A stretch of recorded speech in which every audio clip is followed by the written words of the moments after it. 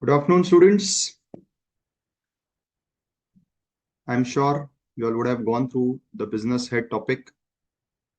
That is the topic that we started in the previous lecture, right? So, yes, good afternoon, everyone. All present there. Khushi, Nitin, Hardik, Pranav, Shruti, Preeti, Saundarya, Neeru. Very, very good afternoon to all. Manoj, great. Abhishek, Bhumika. Chalo then, let us start. Again, as per our protocol, let us take up your questions first. Then we'll go to the provisions, short revision of whatever we did, then something from the module wherever required in detail, and then proceeding with our further provisions. So firstly, questions from your side. Anybody having any doubts or questions in the previous topic, whatever we discussed till now in this particular head? Yes, Sania, Tambeshwari, good afternoon all. Students, any questions you all have before I can proceed? Please put it across to me. Discuss the answer of question 2. Question 2 of which subject, beta? Which chapter, which book? Question 2, acha, my question 2. Wait, let me first cover some provisions, then I'll take you there. We are going to discuss that. Yes, understood. We'll discuss that in a while, beta. Yes. Students. No doubts? Sure. Then let me start. We first start with our revision of whatever we did. So in the previous lecture, we understood few very important aspects of this head. First, the difference between the accounting concept and the income tax concept.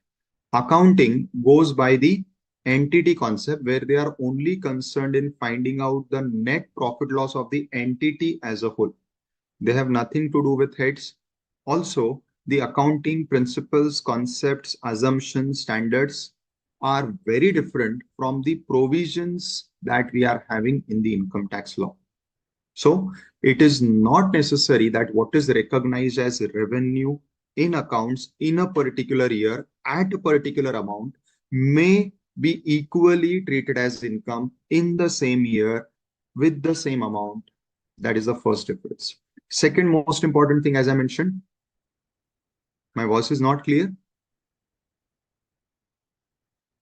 Second most important thing is that whenever we are talking about income tax, the law says you will divide your sources of income into 5 categories as on date, which were earlier 6.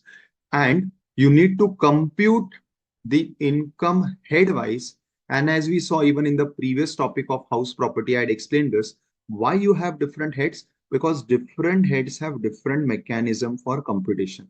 In HP head, you had only 3 deductions, where the first one was on cash basis, the other one was a fixed deduction irrespective of actual cost, and the third one was with certain conditions, with certain riders, and it had different treatment under the new scheme, under the old scheme.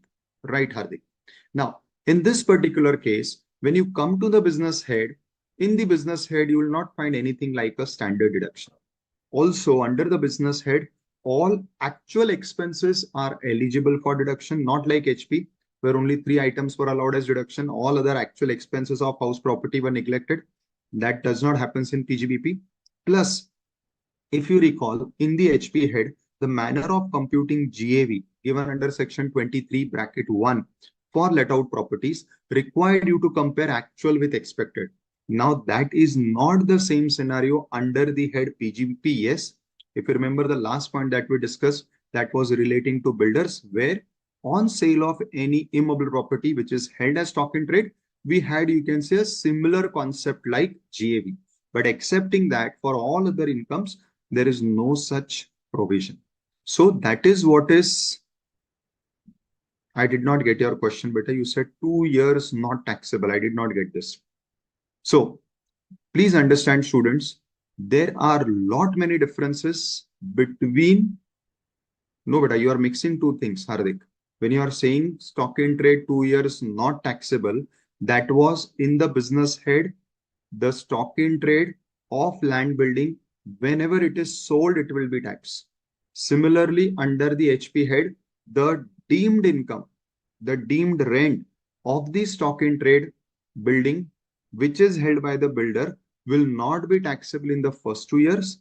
Thereafter, the deemed income will be taxable. So those are two different things. Here, the stock in trade, whenever sold, will be taxed. Over there, the stock in trade, until it is not sold, will be taxed. What will be taxed? The deemed income, the expected rent of that particular stock in trade buildings or flats beyond 2 years period. Fine. So students, what I'm trying to bring to your notice is, please don't mix between accounts and tax, and within tax, please don't mix between different heads. Now, as I also mentioned, the starting point of our exam question will always be accounting profit and loss. Either they will give you the entire profit and loss account, or they will give you the net profit with the adjustments. In any case, your starting point will always be your accounting profit and loss. And from this, you start with computing the income under the head business or whatever heads are asked for. So it may be only business head income that you need to compute in the exams, or it may be a comprehensive sum where you need to find out total income and total tax liability. But in any case, the starting point is always accounting profit and loss. And whenever we are talking about this head of income, that is a PGBP income, we will be following the reconciliation format whereby two items would be added, two items would be subtracted, and the logic or the method of deciding add less is this. What is this method? So this is my income from business, that is PGBP as per income tax. This is my accounting net profit. This is already given in the question. I need to find out this always. Now in this particular case, whatever adjustments are given, you have to check what is the effect of those adjustments of any of these profits. Like, as you can see, the first item of adjustment is, there could be certain items. Here items means expenses which are debited to profit and loss. But the PGBP head does not consider it as expense, means no deduction is allowed under the business head. So in that particular case, please understand, when we are saying that there are certain items which are already debited to P&L, it means P&L net profit will be less because they are already debited. So P&L net profit has come down, but PGBP does not consider it as an expense. It will not allow a deduction for it. So PGBP profit will remain here. It will have no impact of that particular expense given in P&L debit side. Now, in order to reconcile, since our starting point is always going to be net profit as per accounts, I have to go upwards. What we will be doing is we will be adding that particular amount. Now, it may be either the whole amount or it may be the difference, where let us say, again, the simplest example is always depreciation, which is debited in accounts also, but at the same time, it is also having deduction in PGBP head, but with a different amount. So in this particular case, when we talk about depreciation, let us say the amount of depreciation which is debited in profit and loss account is 100. So profit and loss account or the net profit as per account is lowered by rupees 100, whereas it is only debited rupees 80, or it is allowable as deduction only up to rupees 80 as per the PGBP provisions. In this particular case, the difference of both these is only 20. And again, we have to go upward because we have to start from net profit of accounts to PGBP. So we will add the 20 rupees difference. Is this clear? Similarly, there may be certain items. Now, these are incomes which are not credited to P&L.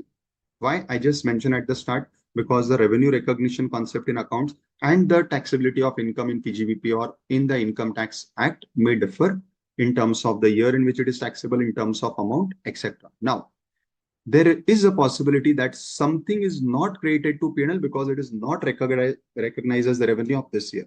But as per the income tax provision, it is considered as income of the current year. Now, what has happened? In this particular case, account has done nothing because that amount is not appearing in your P&L. But as per PGBP, it should appear as your income. Now, if you are showing it as income in PGBP, it means the PGBP profit will be higher as compared to the accounting profit because accounts has done nothing for that particular item. So what we are going to do is we are going to go upwards and we will add that particular item.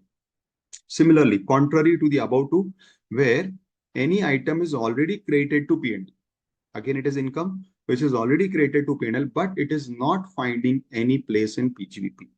One, because it is belonging to some other head, or two, because of the difference between the PGBP provision and accounting revenue recognition, at least for us in business head, it is not income of the current year. Now what will happen? That amount is appearing as income in the P&L. It means P&L profit has to be higher by that amount, but PGBP does not recognize it as income. In such a case, since our starting point is always going to be accounting net profit, I have to climb downwards. I will subtract. And other way around, where any item of expenses is not debited in P&L, but PGBP allows deduction. So P&L has done nothing because it has not shown any effect of that item, but PGBP allows it as deduction. So PGBP profit will be lowered.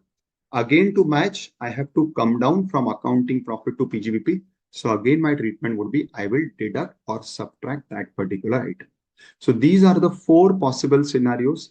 Your adjustment would fall in one of these scenarios only. Is this fine, students? I hope this reconciliation part is clear to everyone. Now, in order to do this reconciliation, you have to follow two steps. Step one, you have to segregate. Segregate means you have to identify those items which are given in the profit and loss account, but they have no relevance to business head. Rather, they belong to some other head like other sources, like house property, like salary, both on the debit side and the credit side. So you identify the items by their names from the credit side that, okay, this belongs to HP head, this belongs to other sources head, this is belonging to capital head. And in a similar fashion, on matching principle basis, you will identify the relevant expenses of those items, and those expenses appearing on the debit side should also not find place under the business head. Now, again, by the mechanism of reconciliation, that is add or less, you will remove the effect of those items from accounting net profit. Then second step, after the first step, obviously now what is left in your accounting P&L are only business items. However, it is not necessary that whatever amount is appearing in your accounting P&L will be same in PGBP, because PGBP has its own set of provisions. So now the second step is you apply the PGBP provisions to identify what items up to what extent should be covered in PGBP, and whatever items are different between PGBP and P&L, you will adjust those items. So this is how we will do reconciliation. So there is a question by Sania, sir, will we learn about revenue recognition as per PGBP? Yes, but see, what we are studying over here is broadly going to cover that. Also, let me inform you, similar to your accounting standards, we have ICDS. ICDS is, it is again the standards for recognizing income under the Income Tax Act, which is called as ICDS. Now, this is a simple homework type of a question for you. You have to search and give me the full form of ICDS. So if I have to answer you, Sania, yes, we are going to study the provisions of revenue recognition, which is given. In fact, if you remember, Sania, we studied it in the previous lecture itself. There are three sections which determine what revenue will be recognized in PGBP: 28, 41, 43C. And besides this, as I said, you have standards of income recognition under the business head, under the income tax law, but that is not part of your syllabus at the inter level. So we are not going to study them as standards right now. That you will study when you come to the final level. Good. Bhumika, you're right. Now, this is something how your question will appear. And in this particular case, as you can see, Sania, I have identified the income on the basis of the relevant sections. So broadly, there are three sections which will help you recognize the income from PGBP. One is 28, one is 41, and the other is 43CA. 43CA actually does not help you recognize, it only helps you value that particular income, right? And then we will apply the provisions relating to expense. And on that basis, we will identify what are the expenses which will also find place in PGBP and up to what extent, that is up to what amount.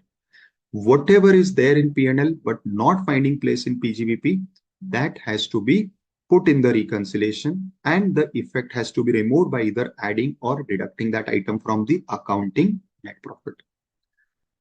Fine. Now we are on step 2, which is applying PGBP provisions to identify what items would come in PGBP and up to what extent. So again, we have provisions on both debit side and credit side. So Sania, this may again answer your question, how to recognize income in PGBP. So PGBP says we have three sections to identify, or we can say recognize the incomes that would form part of PGBP, that is the business head. Yes, Hardik, you are also right. Now, these sections lay down certain provisions, certain, you can say, conditions, and also like section 28 and 41 both also gives you a list of those items which would find place in PGBP, or what you can say are the recognition of items that would fall place in the business head, that is incomes to be considered in the business head. Now what does section 28 says? Section 28 has given you a list, but if I have to put it simply, it says that whatever receipts arise from business operations or business or professional transactions or operations, those would find place in PGBP. So whatever receipts, by whatever name call it, may be called as sales, it may be called as fees, it may be called as freight, it may be called as brokerage, whatever is the name of the receipt, if that has arisen from doing business, then those receipts find place under the business head as per section 28. Now this rule has one exception which is applicable from this year. What is that exception? You are in the business of letting out of house properties and it is a residential property. If you are in the business of letting out of properties, so it becomes a business. However, if the property is a residential house property, in that particular case, the letting out income will not be falling under the business head, but will now onwards, from this year onwards, be covered under the HP head. So the general rule is receipts arising from business fall under this head. But as we all know, every law has some exceptions. So this is the exception which is in fact created this year itself. Then comes the second item of income recognition of the business head, that is section 41. Now understand students, 41 actually does not covers any revenue. It actually deals with expenses, losses, which are reimbursed or refunded or recovered. So if you see the names of items, it will say refund of some tax. It will say reimbursement of some expense. It will say like insurance claim for on account of loss of fire. So basically 41 addresses those items which are expenses or losses of any earlier year, and in the current year, those are reimbursed, those are refunded. Then 41 says we will consider it as PGBP income if these were allowed as deduction in PGBP earlier. Earlier, that is the year whenever these expenses happen. So it is simple. If in the earlier period, whenever this expenses losses occurred, you debited it, deduction claiming means what? You debited it in simple accounting sense. Now, if that amount is refunded, reimbursed, so we have to nullify the debit effect. So we simply credit it. It means we show it as a income. It will get added to your PGBP. Then comes the next section, 43CA, which is actually not a section for recognizing the income. Income is already recognized here in 28. What is that income? It is the sale of building or land which is appearing or held by you as stock in trade. So you are a builder developer, your business is selling properties. So whatever land building you are holding as your stock in trade, these are sold. Now already section 28 says that the receipts from business would be considered under the business head. So you have already recognized the sale. So recognition is not what is the concern of 43CA. 43CA will say what value you will take of this particular sale while computing PGBP. So it says there are two things. One is you have the agreement value, that is the price which is shown in your agreement. Now, since it is land building, all sales would happen by way of a registered agreement. So you take that value and you compare that value with the value as per stamp records, which is also called as stamp value. It may be called as circle rates. It may be called by different names, but it is basically the value which is used by stamp authorities for computing stamp duty. Now, possibility one, this is 100, this is 90, so this is higher, you take this value. Possibility two, this is 100, this is 105. It means stamp value is higher. Now, whenever stamp value is higher, you take this value and multiply it by 110%. So now it becomes 110. Now you compare this inflated value with the stamp value. Now, if this 110 is higher, your answer is still 100. That is, for the purpose of PGBP, the value to be considered will be 100. And third possibility, this is 100 and this is 122. You do the same thing. You multiply this by 110%. You get 110. You compare this 110 with 122. Now, 122, that is stamp value, is higher. So where stamp value exceeds your agreement value by more than 10%, then they say we will consider the stamp value as your sale value while computing PGBP income. So Sania beta, I hope you got the answer. So you were asking me how revenue is recognized. So this is how revenue is recognized when it comes to PGBP. Preeti beta, please understand, when I say it is applicable to this year, it means the current financial year, which is financial year 24-25, which will become previous year when you go to the next year, that is 25-26. Remember one thing, students, the year in which you are giving your exam, like you are giving your exams in May 2025, right? Now, since you are giving your exams in May 2025, it is your assessment year, because what you are going to do in your exams, in your exam paper, you are going to compute the income, salary income, PGBP income, property income, or you are going to compute the tax liability. So what you are doing in that paper is assessment. So the year in which you are solving your exams, that year is your assessment year, and the year before that is your previous year. So right now we are in financial year 24-25, which year will become the previous year when you enter your exams, because your exams are being held in the financial year 25-26, which will become your assessment year. And whatever provisions we are discussing, students, right now, they are the provisions applicable for previous year 24-25, or you can say assessment year 25-26. So whenever you are talking about years, please give the prefix whether you are talking about previous year or assessment. Kasak beta, stamp value will be given in the question whenever they want to test your knowledge on 43C. If they are not giving you stamp value, it means you have to presume that your agreement value is higher than stamp value, and that itself will become your sale value. Right, Kasak? Super.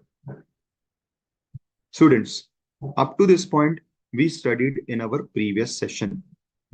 I again ask you a question. Anybody has any doubts? You can put forth your doubts. I'll just open the module for your reference in case you did not get time to read the module. So see, 145 method of accounting, we are going to discuss theory later on.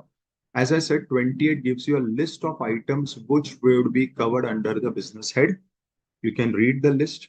Basically, it covers all those receipts which are arising from your business transactions. Now, definitely many of these names you may find as different because you are not yet used to looking at the real business world. You have only looked at the business or economy from your books. So when you enter the real business world at the time of your articleship and later in your profession, these are going to be very common things. So please read this. This is what is 28 saying. So it is giving you a list of items which would be considered in your business head as income. Then you have the next 41.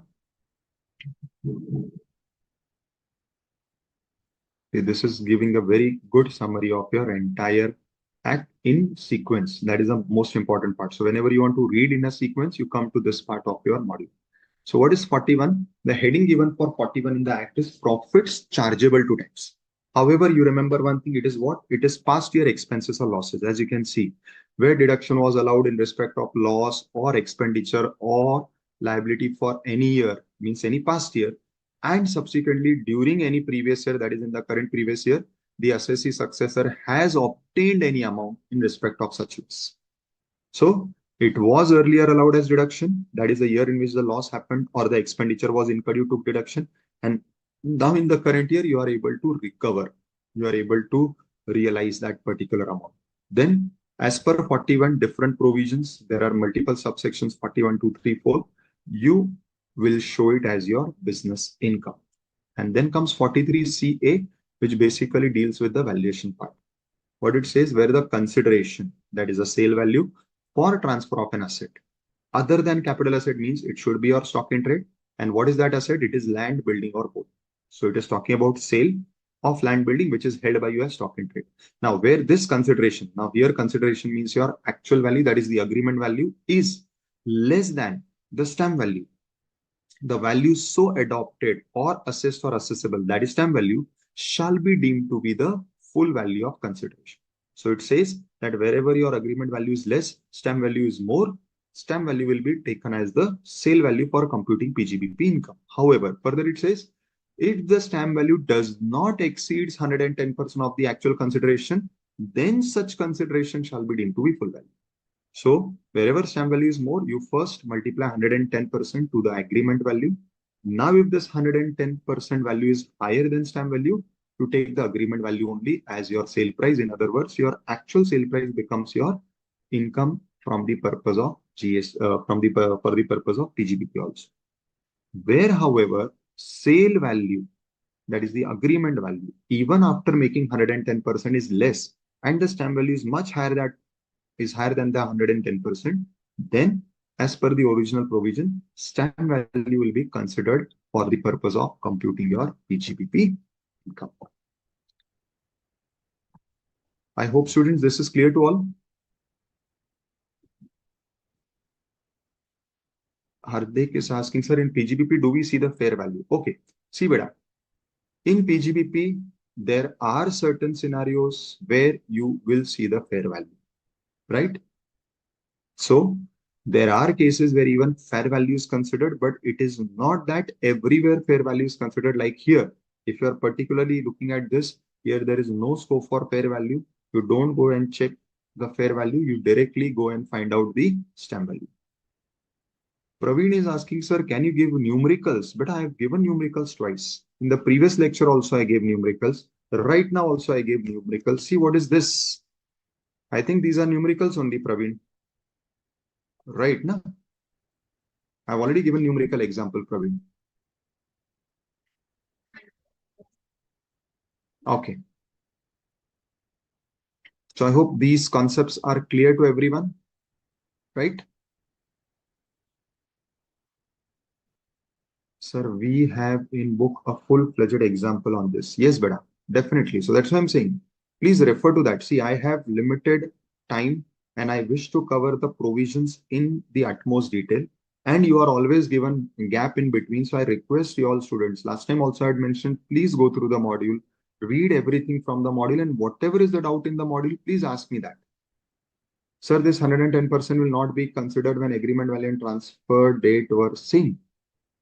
But wait, Sania, I'm not yet on the date. I'm still on the value part. We'll come to the date.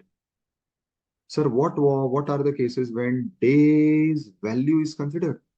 Bhavana, I did not get your question. What are the cases when days value is considered? Sorry, I'm unable to get your question, Bhavana. Okay.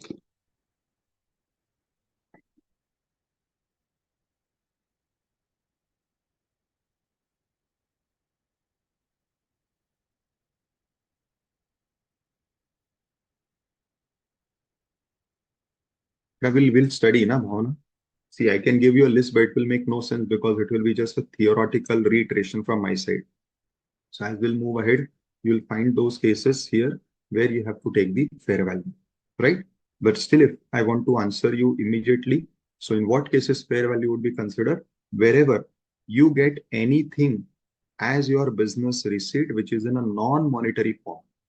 Like I rendered my services, somebody did not pay me in money form. but gave me a piece of very rich quality cloth. And he said, sir, this is the consideration for your service. Or somebody gifted me a foreign tool. So in such a case, we have to take the fair market value of this particular item, which I have received, because otherwise there is no other way of computing the fair value. Fine, Bhavna. So this is the example where fair value would be considered. Now, we come to the next part in 43C. Now, this next part is relating to the timing part. That is, the stamp value has to be considered of which date. Now, you'll sir ask, sir, why there is a question that stamp value will be considered of which date? Because in real life, any transaction of immobile property like building purchase or land purchase generally is spread over a period of time, right? First, you enter into a kacha agreement, which is called as agreement to sell, right? Which is a kacha agreement. Then you are given some time period by the builder developer to arrange for funds. Till that period, the builder has temporarily allotted that particular property to you. That is why that kacha agreement is made or the agreement to sell is made. And then once you arrange the whole funds, once all other formalities are done, the building is complete. If let us say it was under consideration, you do the pakka agreement, which is called as sale deed. Now, the question is of which date we have to consider the stamp value of the first date, that is the date of agreement when we agreed to do this, or the date of final sale deed. Now, this is what is explained over here. I'll first explain in simple words. What does 43A says? 43A says we are ready to take the stamp value of the earlier date. That is the date on which you agreed that you will buy this property from, right? Now, they are saying we will take that stamp value of the earlier date, provided you prove to me that you have entered into such an agreement, that is, you booked this particular plot or flat, and that is possible only when, please pay attention, where at least some part of your consideration was paid by way of some banking channel, that is by way of account pay check or draft, account pay draft, or using ECS or any other prescribed electronic mode. Then your earlier date, that is the date on which you did that kacha agreement or the date on which you just agreed to buy this property, that would be considered for determining stamp value. However, if you cannot prove this, that okay, you say we agreed verbally, but there was no transaction of money, or the money was in cash or not in any of these mediums, then the law says, Baba, then nothing doing. Then the date on which you make the pakka agreement, that is the final sale deed, we will consider stamp value of that particular date. Now here, what is your disadvantage? Stamp value is always revised periodically. This was a question last time also. If the stamp value is fixed, answer is stamp value is fixed. But over a period, with passage of time, with increase in inflation, everything, the government keeps on revising the stamp value, and it is always generally revised upwards. I have not seen even a single scenario where it was revised downward. Now, in such a case, wherever it is revised upwards, there is always your benefit that the stamp value to be considered over here is taken off the earlier date. Now, this is possible only if you prove that you have entered into this contract on that earlier date. And for that, the law says we need only one thing. See, if you have booked this, Bhavna, pay attention. If you have booked my property, let us say on 1st of January 2024, which is around more than 10 months earlier from today. If you are claiming that you booked this property on that day when the stamp value was also lower because government revised the stamp value, let us say on 1st August. Now you are claiming that, see, I have already done the agreement, it is booked on that particular date, I will agree. But how you have to prove me? You have to prove me by saying, see, I agreed to buy this property, and how I booked this property by making payment of some token, some advance. And that should have been paid, Bhavana, by one of these mediums. If you have paid your token advance by one of these mediums, I will consider 1st January 2024 as your date for checking the stamp value and this provision. But if no such proof can be given by you, you will say, no, sir, it was just verbally agreed. There was no transaction. I met the builder. I said that I like your property. I will buy this. Give me some time to arrange money. He said, okay. And now finally today in November, we are doing this agreement. The law will say, sorry, Baba, you cannot prove this. Then we will take today's date, that is a date on which you make the final sale deed, as the date for taking the stamp value. Now, obviously, today's stamp value would be higher because it was revised on 1st of August. So now we will consider today's stamp value and apply 43CA. This is what is 43CA. Sir, where the government is going to acquire land for building roads, etc. Those places, they revise stamp duty downwards to pay lesser compensation. No better. Aniruddha, they will never do this, because if they do this, people will come on roads, they will agitate, and there would be a lot of problems. Already, because of political reasons, there are problems in such land acquisitions at variety places. Government will never do this, Aniruddha. Please understand, students. See, it is very simple to think that, okay, for my benefit, since I'm government, I can do anything. Practically, it never happens because everybody is now looking at it. And now, see, because of this social media and internet, everything is available online. You can right now at this moment also go to the respective sites and check the what is the stamp value today and what was the stamp value few months back. So nothing can be hidden. Sir, is it possible to have two stamp values while finalizing the sale deed as a stamp value changes periodically? See, that is what is the point, Preeti. See, the date on which you agreed, the stamp value is different. The date on which you are signing the agreement, the stamp value is different. Maybe in future, when you make the final payment and all, stamp value will be different. So there would be multiple stamp values. That is why we need stamp value for finalizing what will be your answer in 43CA. So we need only one stamp value. Now, which date stamp value has to be taken? That is what 43CA is trying to explain. It is saying, भावना मैं वापस repeat कर रहा हूं, stamp value आपको लेना है जिस दिन आपने अग्री किया था ये बिल्डिंग बाय करने का मुझसे, उस दिन समझो डेट थी 1 जनवरी 2024, मैं उस दिन का स्टैम्प वैल्यू लेने को तैयार हूं, प्रोवाइडेड आप प्रूव करिए कि आपने उस दिन ये प्रॉपर्टी बुक की थी। और वो प्रूव करने के लिए 43CA ने कहा है कि उस दिन आपने जब बुक की तो आपने मुझे अगर कोई टोकन दिया है, कोई एडवांस दिया है, वो आपने अकाउंट पे चेक, ड्राफ्ट या किसी भी ऑथराइज्ड बैंकिंग चैनल से, मीडियम से दिया होना चाहिए। तो अगर आपने मुझे वो उस तरीके से दिया है, इसका मतलब आपके पास प्रूफ है कि आपने 1 जनवरी 2024 को सच में मेरी ये प्रॉपर्टी बुक की थी, तो मैं उस दिन का स्टैम्प वैल्यू लूंगा 43CA का, जो अभी हमने प्रोविजन पढ़ा वो अप्लाई करने के लिए। पर अगर आप वो नहीं प्रूव कर पाए, क्योंकि उस दिन आपके पास कोई मनी ट्रांजेक्शन नहीं है, या जो मनी ट्रांजेक्शन है वो आप बोल रहे हो कैश में है या ऐसे चेक में है जो कि यहाँ पे कवर्ड नहीं, जैसे यहाँ पे अकाउंट पे ही चेक चाहिए, आप बोलोगे बेरर चेक से मैंने दिया या इवन क्रॉस चेक से दिया, मुझे नहीं चलेगा। अगर वो अकाउंट पे ही चेक नहीं है, तो फिर मैं उस दिन वाले डेट को प्रॉपर डेट नहीं मानूंगा, फिर मैं आज के डेट को, जिस दिन आपका फाइनल सेल डीड बन के साइन होगा, उस दिन को मैं रेलेवेंट डेट मानूंगा स्टैंप ड्यूटी चेक करने। Yes Hardik. So I hope students, everybody is now clear. Bhavna, I've already explained this even in Hindi, so I hope it should be now understandable to you. Yes, Preeti, you're right. Okay.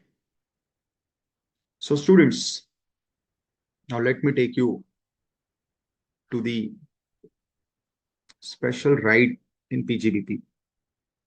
Now, till now, we were discussing the provisions, the sections which dealt with determining the income side of PGBP as to what would be considered or covered in the on the income side and what amount. Now we come to the debit side. Now, even when you have studied in accounts and whenever you have prepared P&L, you have found that credit side hardly had 3-4 items, and debit side used to be a lengthy side with 10, 12, 15, 20, 25 items. Similarly,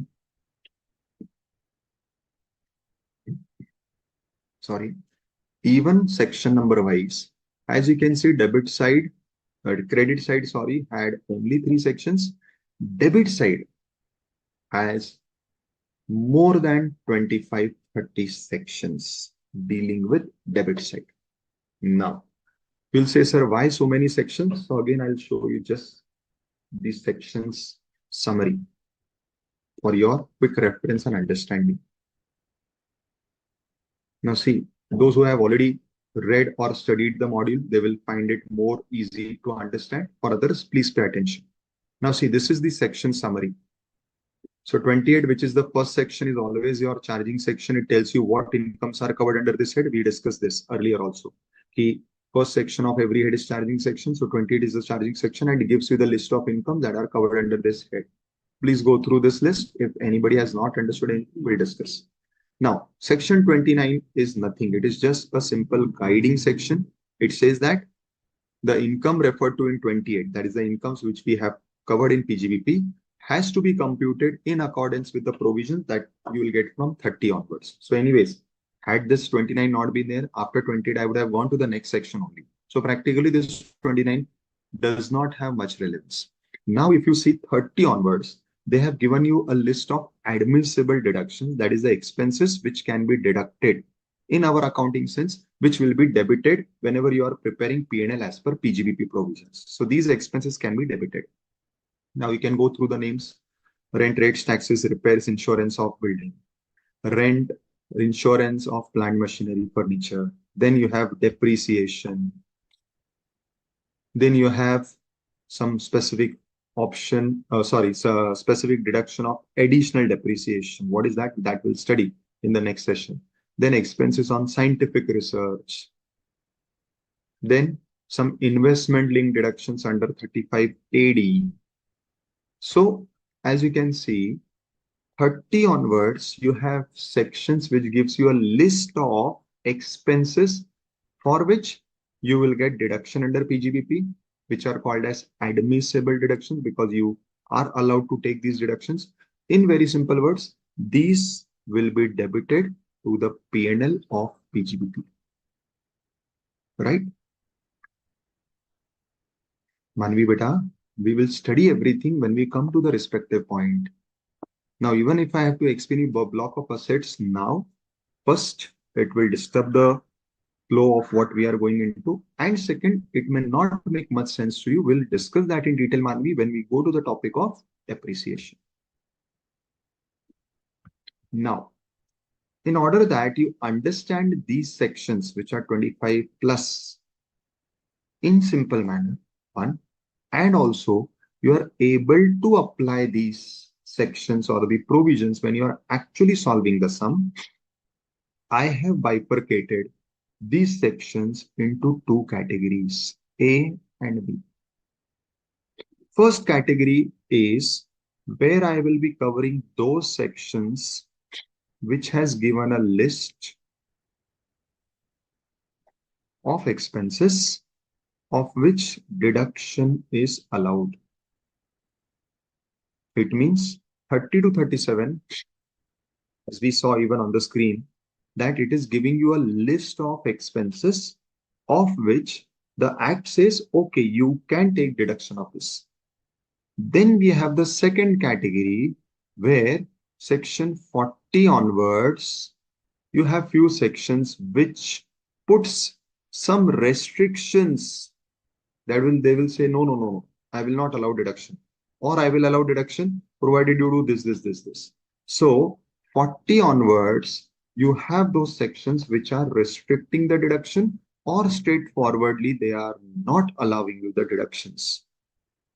So we understand the expense side in two parts because actually the expense side has these two broad categories. First, few set of sections 30 to 37 gives you a list of expenses for which you can claim deduction. So these are positive sections allowing you deductions. And then 40 onwards, you have few sections which are restricting your deductions. So these are the negative sections, I will say, because they are disallowing you the deduction. I hope this broad categorization is clear. Now, I would like to start with the first part first. That is those sections which says, okay, this expense allowed as deduction. This expense allowed as deduction. This expense allowed as deduction. Now, interestingly, these all sections gives you a list of different expenses. So different section covers different expenses as you just saw in the previous screen. You can also refer your module. Last part, let us recapitulate to see that. The point is, different sections cover different expenses. Fine. And every section says, okay, this expense allowed. Okay, this expense allowed. Okay, this expense allowed. But the point is, if all are giving you the benefit of taking deduction, why does the law has so many different sections? The reason is that in each section, they have covered few expenses and they have put four conditions that if you want deduction of these expenses, satisfy these four conditions. Once you satisfy these four conditions, I will allow you deduction. Now, these four conditions are repeated in every section. So in every section, they have covered a different name of expense, which is covered in that section. Like as you saw in the first section, it was rent, trade, repairs of building. In the next section, it was repairs, insurance of plant machinery. In the next section, it was depreciation, it was scientific, and so many things. So different sections cover different expenses, but ultimately all sections put down a list,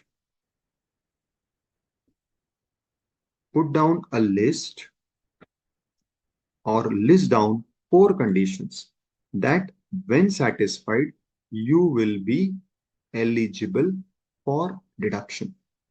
Now my point is, if all these sections are giving you the same four conditions, as a student, I am not able to understand why did they have the need to make so many sections. They could have made one section. They could have said that in this section we will cover all these expenses, and all these expenses will be allowed as deduction if you satisfy condition 1, condition 2, condition 3, condition 4. That's it. Why did they make these different sections? The answer is, pay attention, because even though you have four conditions, but different sections have some different thing in mind. What is that? Some say, okay, satisfy all four conditions, I will give you deduction. So let us say these three sections are saying satisfy all four conditions, will give you deduction. Some others saying, okay, satisfy only three, you need not satisfy this one. Someone is saying, okay, you need not satisfy this one. Someone is saying you need not satisfy two conditions, you only satisfy these two. So why there are different sections? Because different sections have put different requirements. Some saying all four conditions satisfied to get deduction, some saying two, some saying three, some saying one. Now, you can read these section wise as you can see in your module, or we are going to study it the other way around, because we need to apply these sections not in section number sequence but in the exam question.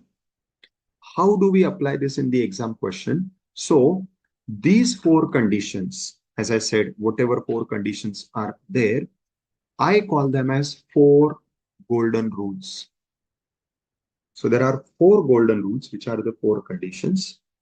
And these four conditions, when satisfied, you get deduction. Fine. But as I said, some expenses need not satisfy these conditions because these conditions are not required for those expenses.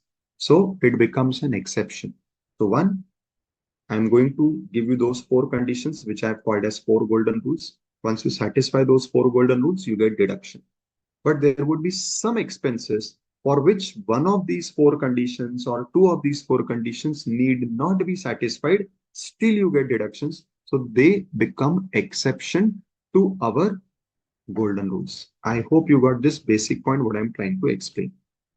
So now I'll explain you, or we'll discuss those four golden rules. And we will see in each rule which expenses is an exception. Exception means that expenses need not satisfy that condition.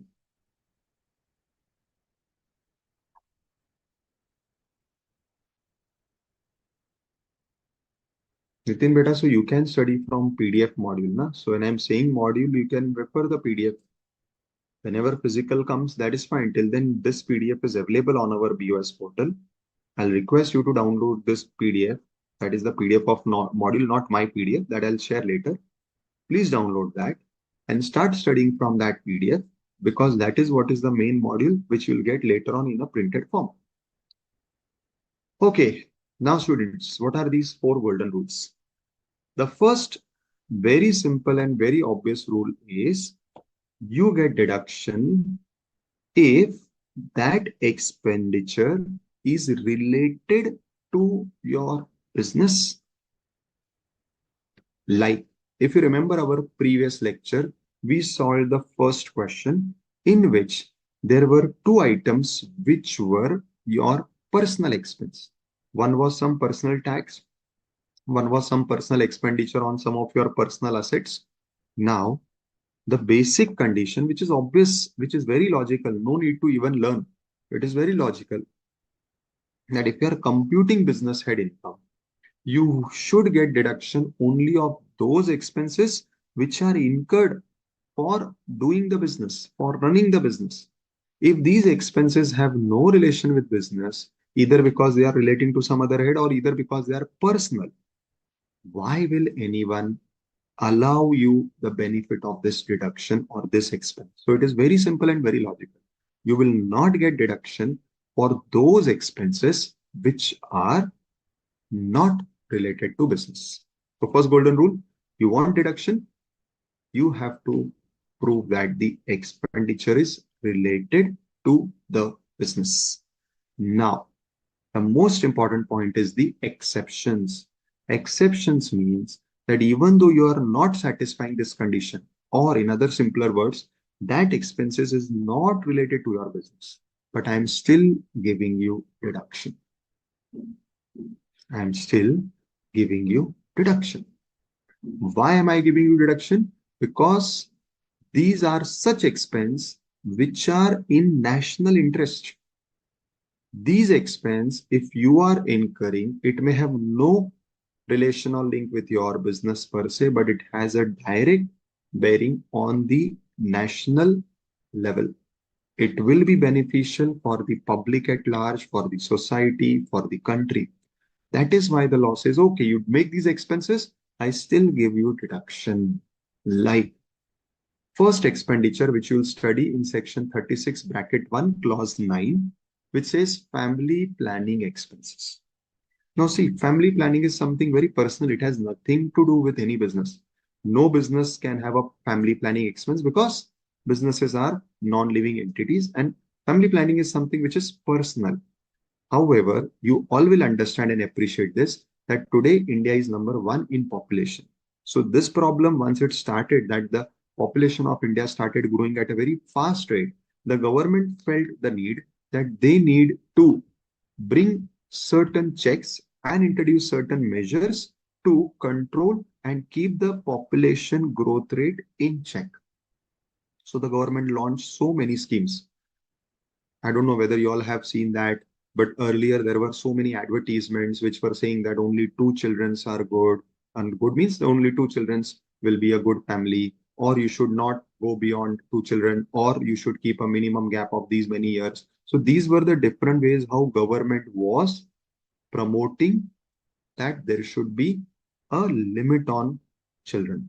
Interestingly, if you observe, even income tax does that. How? If you remember salary chapter, in salary chapter, for certain benefits, it said that up to two children, like children education allowance, children hostel allowance, leave travel concession, all these benefits in that, in those sections, you will find that the law also, income tax law also is indirectly promoting that. How? That they are saying that we will allow you exemption only up to two children.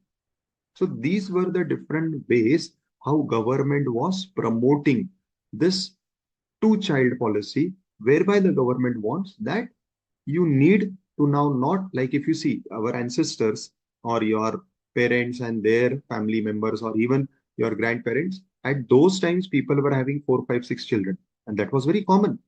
And maybe I'll say that was the need of the hour because that time we were very underpopulated. But in that particular case, please understand, students, that that was a different phase of time. Now, population can be a problem because it puts a lot of stress on the resources, on the infrastructure, because of which people may not be able to utilize and enjoy the infrastructure in its true sense. Now, coming to the point. So the government always runs various family promotion drives whereby it is creating awareness. Like it runs various types of workshops or various advertisements or various type of initiatives are done where people are educated about the importance of small family, the importance of keeping population under control, and how to do that. Now, the government says if you are a company, now this deduction or this section is giving deduction only if you are a company and you are doing the same drive, you are running the same awareness program in your company for your employees. So you are doing this type of expenditure for your employees whereby you are educating them, you are conducting workshops for them, maybe you are inviting people from different fields like doctors, social activists who give lectures on this particular thing, like how government is creating this awareness. In the similar fashion, if you are doing this and you are a company, we will allow you deduction.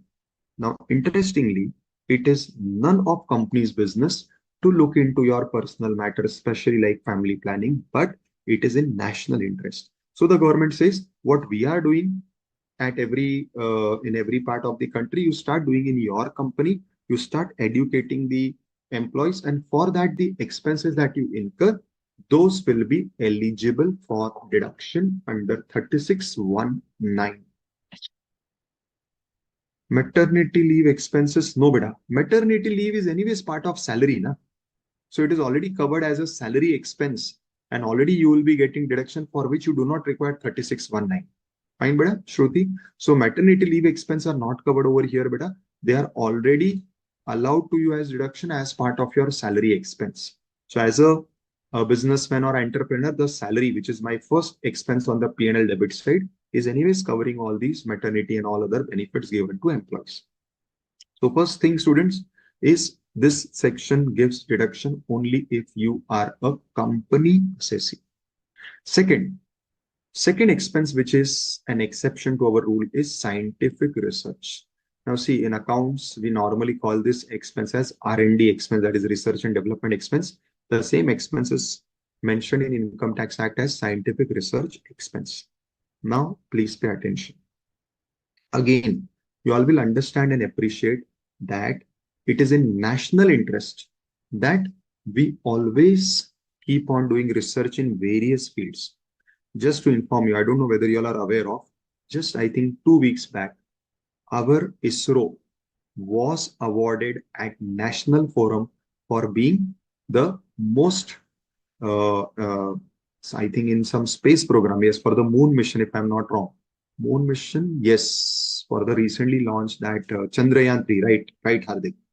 Our ISRO was awarded at the National Forum. So out of all space organizations, and I don't know whether you all know this, US anyways, NASA everybody knows, but Russia, Japan, and even China, their space researches, and even in your this Israel, they are very much advanced in research. However, However, despite of all these, and they are having much bigger budgets than what we are having in India, still our Chandrayaan 3 project and our ISRO was awarded as the best space research organization award. So the government wants that research that is only relating to space, but we are not only limited to space. It can be agriculture related research. It can be research related to some type of manufacturing activity. It may be research related to developing new types of products, new technologies, new apps. It can be research of any type. The point is that government wants to promote this research. Now, what government says, if you do the research yourself, one, two ways. One, you do the research yourself, that is, you set up a research facility, a laboratory, a research unit, you start in your organization, we give you deduction. Fine. Two, there are already research association outside, like Bhabha Atomic Research, ISRO, all these are engaged in different types of research in different fields. You start contributing to them. You start making donations or payments to them. Now, importantly, if you are making payment to them, if you are donating to them, what research they are doing may have no relevance to your business. Like I am a practicing CA. If I'm giving some donation to Bhabha Atomic Research Center or to ISRO, It has no bearing, it has no connection with my profession or my practice. However, it is in national interest. So what is this deduction under section 35? That where I'm making payment to outside approved scientific research, what college, association, organization, whatever it can be, then I will get the deduction of this amount paid. Now here you will find that a list is given. 2 years back, this list was relevant. You were supposed to remember the names. Why? As you can see on your screens, in some cases, 150% deduction was allowed. In fact, even before 2 years, it was 200%, 175%, 125%. So there were different rates of deduction for these different entities. That is why you can find different names. Fortunately, now for you, the government, or rather our income tax, is now getting streamlined. And now for all these approved, the only condition is these should be approved by the government for the purpose of research. Your deduction is 100%. That is, whatever you pay, you get deduction. But what is important here is these expenses have no relation with your business. These researches have no bearing on your business. But since they are in national interest, if you make payment to them, you get deduction. Similarly, certain donations are allowed to you as deduction, which may have no bearing, no connection with your business. Example. Now here there are three types of adjustments possible in the question. In the P&L, it simply says on the debit side, to donation. Nothing else is given. It is disallowed. Please remember, students, only if donations are mentioned, there is no deduction. Second, if it says donation under section, now any of these sections are given which are in 80. And I don't know whether you all know this. There is a separate concept in income tax law called as deductions under chapter 6A. And over there, all sections are in the series of 80, 80A, 80B, 80C, CCC, CCD, etc. Over there, 80G, GGA, GGB, GGC, all these sections are for donation deductions.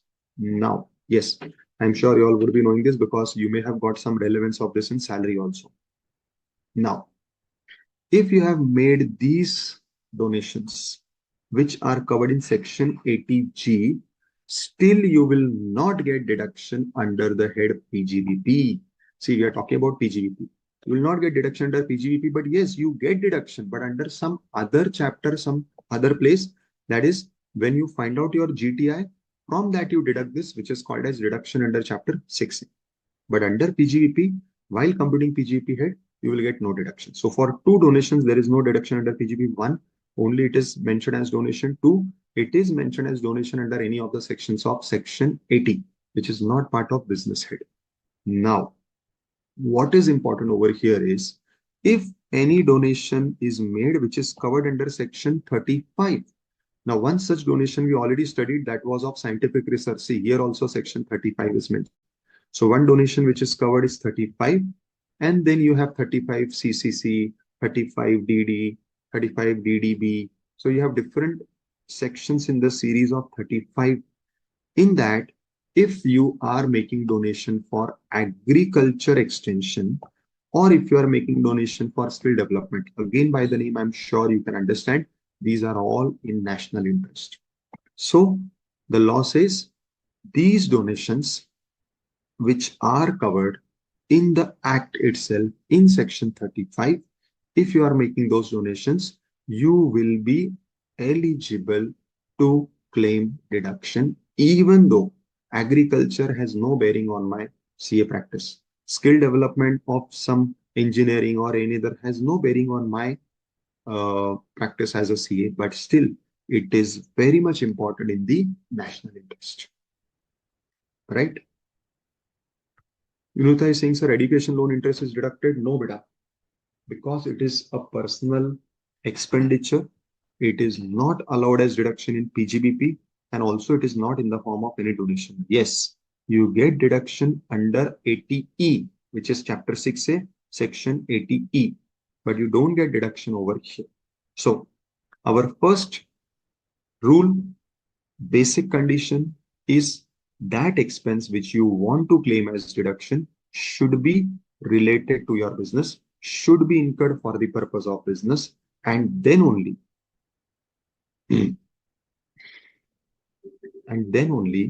you are eligible for deduction. However, this rule has three exceptions. that is three expenses, and I've given the section numbers where they are covered, will be allowed to you as deduction, even though they have no relation with your business because they are in national matters. So one is family planning expense, but this has a condition, it should be incurred by the companies only. Two, it should be the expenses for doing any type of research which is approved. And three, the expenses are donation, but which donations? Donations covered under 35. Hardik, I'm not getting you what you are saying. Also, Shruti, you said B. What is B, beta? Donations under 80G, beta. 80 series is a section covered under Chapter 6A of the Income Tax Act, where you are allowed deduction, but you are allowed deduction not under each head of income. You are allowed deduction from GTI, that is gross total income. So once you compute the gross total income, then comes Chapter 6A, and it is covering section 80A to 80U. So it has more than 40 sections, 80A to 80U. And in all those sections, starting from 80C, you are given deductions for different items. Over there, you are allowed deduction for certain donations. So certain donations deduction is allowed in 80, and certain donations deduction, which is covered in 35, are only allowed while computing our present head of income, that is PGBP.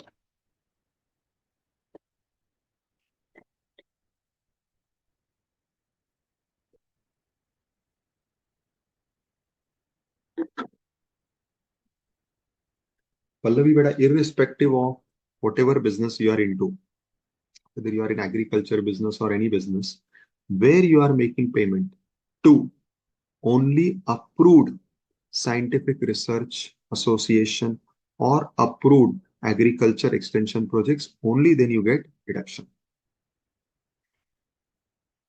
Fine.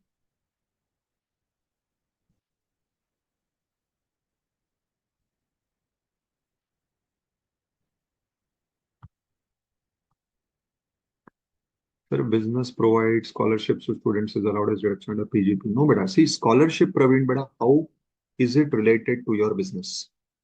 Now you're saying assume business is providing purely to support students. Now tell me one thing, if you're supporting students, is it charity or is it business? How can it be business, Praveen? So if you are supporting students, it means you are running a charitable organization. Again, it is not a business. Correct, na? So where you are giving scholarship to students, it cannot be your business. Yes, Hardik, you're right. For such things, there is a separate chapter under income tax law. It is covered in section 11, 12, 13. So if you are a charitable organization, you get yourself registered as per section 12AA or 12AB, whatever is applicable to you. And then section 11 will determine the income of the charitable institution, and 13 will determine the deductions. Over there, if your charitable organization objective is supporting students in their education, then whatever scholarships you pay them will be allowed as deduction, but that is not under business head. That is only when you are covered under charitable section, which is section 11, 12, 13. Unfortunately or fortunately for you, not part of the syllabus at your inter level. Okay. So first condition, expenses should be related to business. Second, simple, basic logical condition, the expenses are revenue in nature. In other words, capital expenses are not allowed as deduction, and it is logical because PGBP is a revenue head. You already have a capital head in the form of capital gains. Over there, you can deduct the capital expenditure. But when you are computing PGBP, HP, other sources, what you claim as deduction is the revenue expense only. Understand this, because these are revenue heads. Now, since these are revenue heads, you are claiming deduction for revenue expenses only, and those revenue expenses can only be claimed as deduction if there is any capital expenditure that cannot be claimed as deduction. Yes, maybe what you can do is you capitalize it, take depreciation, that is allowed, but you cannot directly deduct the capital expenditure. Example, you purchase land, you purchase machinery, you purchase furniture. These are all capital expenses. You do not debit it to P&L, because debiting it to P&L means taking deduction in PGBP. You are not allowed to debit to P&L or In simple words, you cannot subtract it while computing a net profit because these are capital. This is our simple accounting principle also. However, again, there are exceptions where in three cases, capital expenses are allowed as deductions. Same family planning. Here, if it is revenue, it is fully allowed. And if it is a capital expenditure, then it is also allowed in 5 years by taking 1/5 in each year. Similarly, where you are doing research yourself, so you have set up your own research facility in your organization and you are doing the scientific research yourself. Obviously, when you set up a facility, whatever expenses you incurred in buying the research equipments or in making the laboratory, all these are capital expenses. Now, these capital expenses, you need not claim depreciation because the whole expense is allowed as deduction. This is what is this point. So the second capital expenses which is allowed as deduction is expenses for doing scientific research in-house, that is by yourself. And third, we will study a special section 35 AD where a list of around 19-20 businesses are given.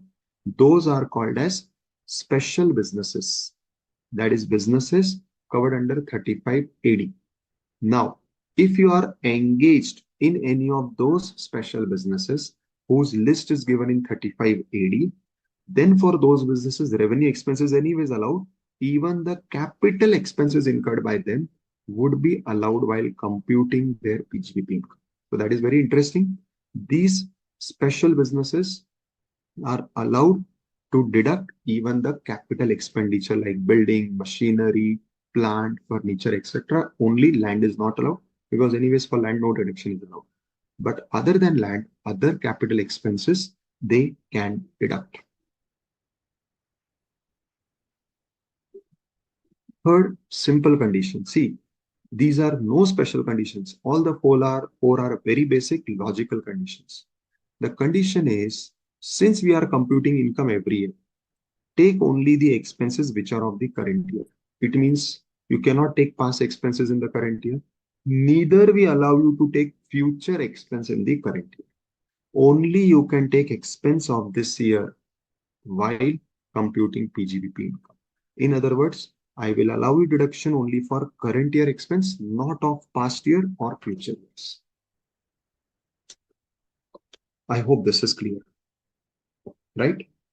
Now, it is very important to understand in accounts, we have a specific accounting standard which asks us to create provision for future years' expenses or losses. You have specific accounting standard, or I will say standards because in multiple standards, this point is covered that wherever there is a contingency, wherever there is a probability that in future there could be some expenses or loss, you will make a provision for them in the current year.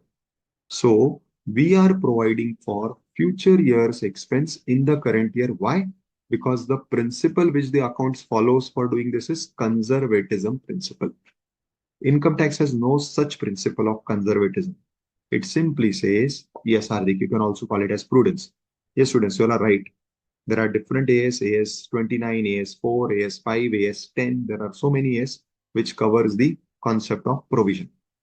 Now, point is, income tax says we live in the present.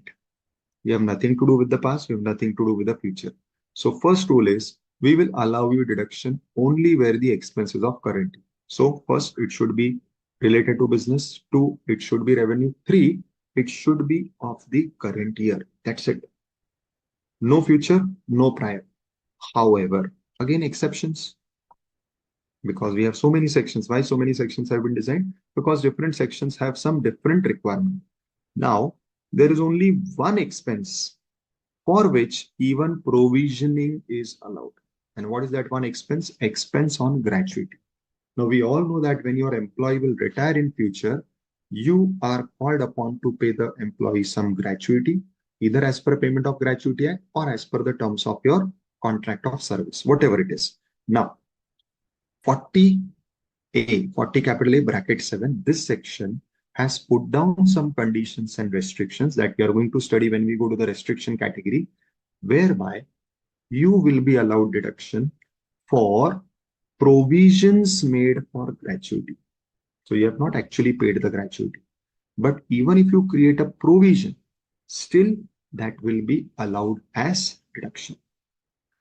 That is one exception where we are allowing a future expense in the current year on the basis of provision, obviously subject to some restriction that we'll study. Second, there are few expenses which were incurred in the past, but we are allowing you the deduction in the current year. First, see in the above point, family planning capital expense. It is allowed over 5 years. So one, you are getting deduction of capital expense. Second, you are also allowed deduction of some past period expense. What is that past period? 2 years back, you had purchased some capital asset relating to family planning. You are still claiming that one fifth in the current year. So this is how this becomes a past year expense. Second, we all know preliminary expenses. Now, where you are doing scientific research, many times it may happen that you have started research before starting off business. So this is what is preliminary scientific research, which was incurred up to 3 years prior to commencement of business. So before commencement, up to 3 years, whatever expense you are incurring for doing research relating to your business, that is allowed as deduction in the current year. Similarly, like how in accounts we have preliminary expenses, in income tax also we have preliminary expenses under 35D, which allows you deduction of preliminary expenses over 5 years, 1/5. Similarly, where any company has been formed by amalgamation or demerger, we all understand this because we are accounting students, then you incur a lot of expenses for doing this amalgamation demerger. Majorly, the expenses are legal expense, the company secretary expense, because it is majorly their role. Even chartered accountants are involved because we have to do business valuation, we have to do the share valuation, we have to find out the ratio of how much share for this against how much share of this. All those things we are called upon.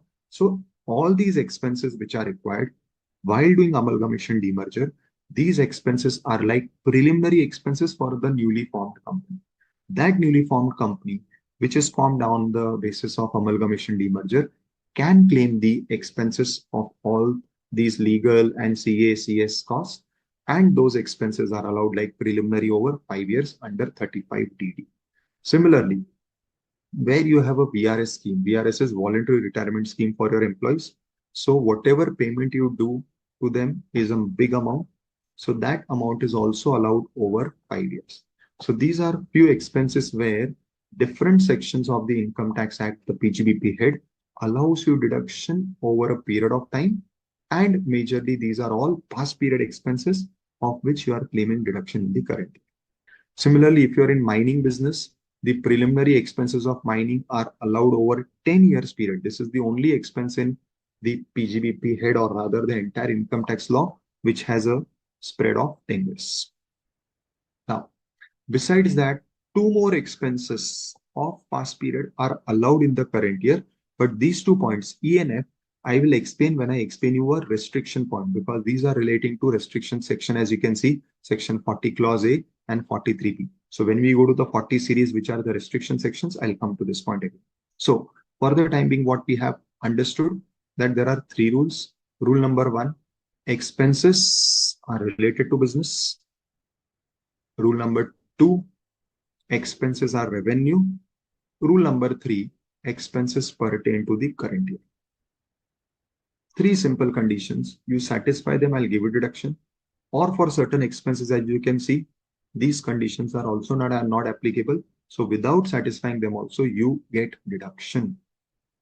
Now coming to an interesting condition. The fourth condition, the fourth golden rule says, we will allow you deduction provided your expense is something which is not in the nature of an offense. It is not something which is prohibited by some law, like smuggling is prohibited, giving bribe is prohibited, entering into illegal acts is prohibited. All these are offenses under different laws, like dealing in drugs or kidnapping someone or threatening someone. All these are expenses which are, or all these are actions, I'll say, which are forbidden by law. Any law. There are multiple laws. They may be forbidden under any law. Now, if you have incurred any expense, even though it may be for the purpose of business, example, smuggling, maybe that is your business, that you smuggle goods from outside country and sell it in India. But doing smuggling is illegal, is forbidden. Similarly, for getting some business contract, you are making payment of bribe to any official or to the person who can give you that contract. So giving bribe is an offense. So this will not be allowed as deduction, even though you may satisfy the first three conditions. Is it related to business? Yes. Two, is it current year? Yes. Is it revenue nature? Yes. You have satisfied all the above three conditions, but I will not give a deduction because those actions are illegal, are forbidden. If I allow you deduction over here, it is indirectly permitting a legal act to be done. So some other law is prohibiting it but here by giving deduction of those expenses, indirectly I am allowing you or promoting that particular illegal act. So any of the illegal acts you are doing, like you have made payment to some don or some underworld person. Why? Because you want that they threaten your competitors. You want that they trouble somebody else so that your business is affected. Or you have hired them who are underworld dons or such people so that they can influence somebody so that your business is flourished. So all these things are illegal. If you are making payment for any of these reasons, or let us say in smuggling or doing any anti-national things, you get caught and some penalties levied on you. Such things which are your expenses, like penalties, like making payment of bribe, etc., these will never be allowed as deduction under the business head, or rather for that matter under any head of income. So all these activities being illegal will not be eligible for deduction. Now, as students, whenever we study this, we keep a general thing in mind that, okay, whenever penalties are given, we will not allow it as deduction, but that is not correct. That is why I've made another list for which I've given the name as allowed. Now you can see, observe the color scheme also. Wherever I'm putting something in red, it means it is not of your benefit. Like it is disallowed means you will not get the deduction. Wherever I'm putting something green, it means it is of your benefit. So you will be getting the benefit because you are allowed deduction for that particular expense. Now, remember one thing, don't generalize. Don't keep this in mind that all penalties are disallowed. No. Penalties which are for offense actions, penalties which are for forbidden actions are only disallowed. However, many times you pay penalty in the normal course of business. That is, now please understand, see, penalty is a simple mechanism, or it is, I'll say, a monetary punishment provided in every law, even in GST law, even in income tax law. I file the return late, I have to pay some penalty. I take registration late, I have to pay some penalty. But being late or not fulfilling some condition which is put under any law, whether it amounts to becoming illegal, whether it amounts to doing something which is forbidden or which is a crime, answer is no. Like I park my vehicle in a no entry or in a no parking zone, or I'm driving my vehicle from the wrong lane or in that lane which is a no parking, which is a one-way lane. In all these cases, I have breached some law. I have broken certain rules, but doing that is not a crime. It is a mistake. It is wrong. It is against some law, but please understand, everything which is against a law need not necessarily be a crime or be something which is illegal or offense. That distinction you need to understand, that where you are paying penalties, which are in the normal course of business. I've given example like penalty for breach of contract. You have studied this in Foundation in Contract Act also, that if you breach the contract, you have to pay liquidated damages like penalty. Or there are certain conditions put in by government because you were getting some subsidy, but you could not fulfill the conditions, so government imposed some penalty.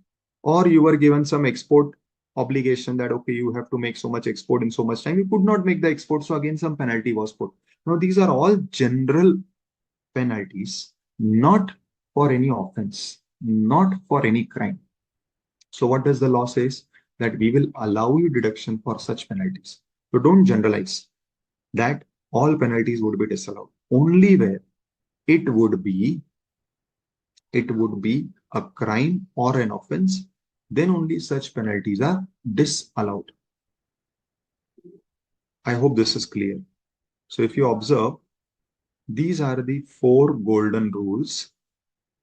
And as you can see, these 4 golden rules have put down some conditions on the basis of which you will get deduction or you may not get deduction depending upon whether you are satisfying these rules.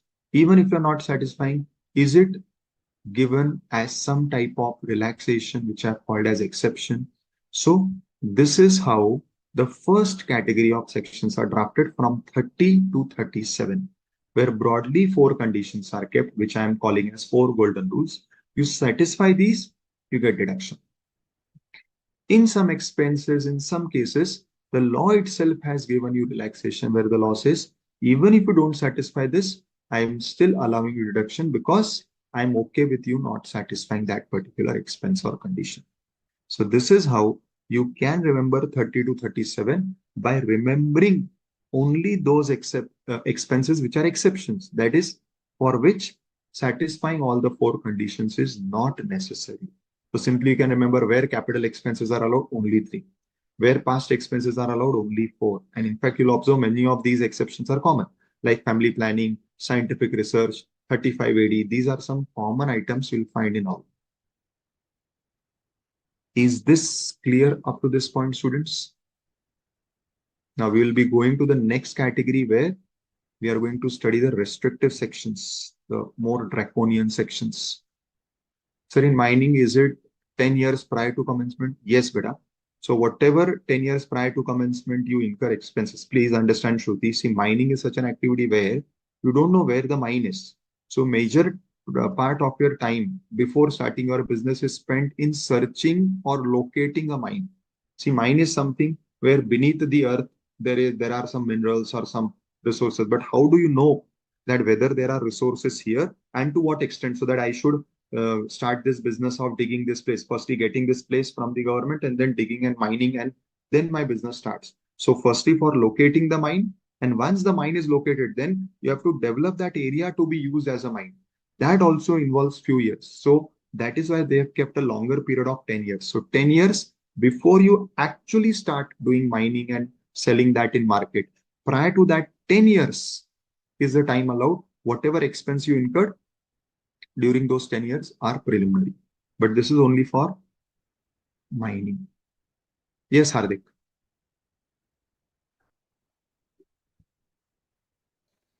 Sir, good afternoon, sir. Good afternoon, Beta. Tell me. Sir, one small doubt, sir, like a clarification. Sir, this bribe and all types of payments and penalties which are disallowed. Sir, but Yes. these are in one or other form are a income. So, sir, it will be taxed na in PGBP? See, but it is income in the person's hand who has received it, right? Yes, sir. Here we are dealing with the books of the person who is making the payment. So that is why we are looking at from the expense point of view. No, sir, it won't be disallowed, like no deduction will be given, but the person who is making the payment, he also has earned that income in one or another way. But he would have earned by any way, na? Like let us say you are running a shop. By running the shop, you have got money, which later on you paid bribe to get some big contract. Yes, sir. But That's what I'm asking. That, sir, the running of the shop is my income. So, sir, that income will be taxed, na? but that is already taxed in the year in which you earned that income, na? Yes, sir. That's what my. Now that is, see, we are not concerned with what happened when you received. We are assuming it is taxed at that Okay, sir. time. Now you are spending that income. Okay, sir. But, sir, I have two doubts. Like, if I am paying any bribe to anyone, then that bribe will be taxable for him. Technically, yes, because he Yes, has also earned it. yes, sir. That's what I was Yes, asking. Okay. yes. Okay, sir. Shruti, 1 second, I'll just correct myself. When you are talking about mining, it is they are giving you deduction in next 10 years, that is dividing it by 10. Because as I said, mining requires a lot of period of time. Initially, when you start the mining business in the initial years, even a lot of time is spent in digging. So you may not even start getting the minerals immediately and selling it in the market. So that is why they have allowed that deduction in 10 years after the commencement. Actually, I misread your query. So this deduction of mining, when you are saying of 10 years, is the 10 years what we studied over here is the 10 years in which you will claim the deduction, like how we apportion things over 5 years, 7 years. For mining expense, mining preliminary expense, they are saying apportion it over 10 years. because mining is an activity which is very slow. It takes long period of time for mining business to get set and start getting profit. So they have given you a longer period to recover those preliminary expenses. That is what is 1/10. Fine, students. Now, before I go to restrictive sections, we'll take a short break. I will also need a short break because I have been continuously speaking to y'all. And you all also need a small mental break because now what we are going to discuss is something very technical. So till now it was very straightforward, going very simple. Now things are going to be more tricky, right? So let us take a 10 minutes break. You may relax in that 10 minutes, take some tea or something. We will resume sharp in 10 minutes and we'll go to the next part of this. Fine. Yes, Tameshwari. Whenever you revise, things will understand. See, these are not easy provisions which can be understood in the first go. So be patient, you'll understand. Fine, students. 10 minutes break, please.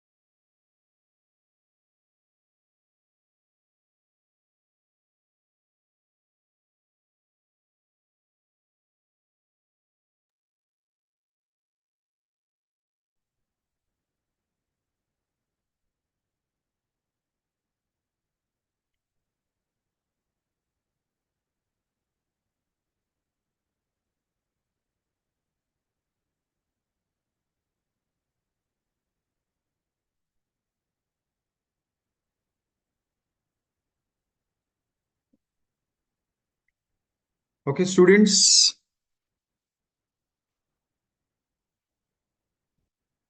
Let us resume.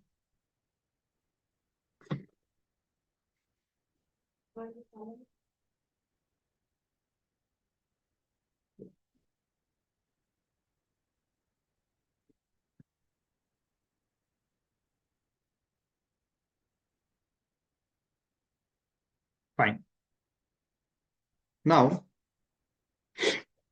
let us understand the application, the practical application of these four golden rules. And also in this process, let us check this second question, which was there for your practice. So we have to compute PGBP income. You are given income tax, accounting profit and loss account. Now, gross profit, this is part of PGBP, nothing doing. Commission, assuming it is related to business because nothing is mentioned, so nothing doing. Now, sundry receipts. I suppose there is some adjustment. Yes, it relates to profit on sale of obsolete material. So obsolete material is what in your business you keep on buying different materials. Some materials may no more be useful to you, so they are termed as obsolete. And obviously in future, whenever you don't require it, you sell them as scrap. Now this is also related to business. So these three items are relating to business. What is the problem? Why we are not seeing the...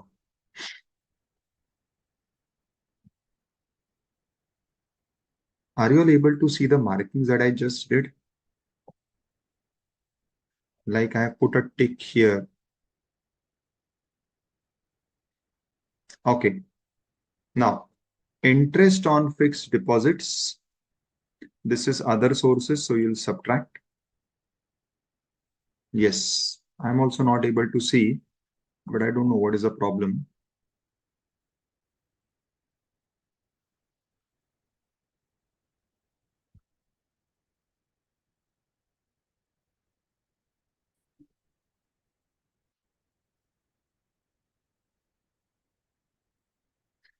Okay, so this is business, this is business, this is business. Let me reload it.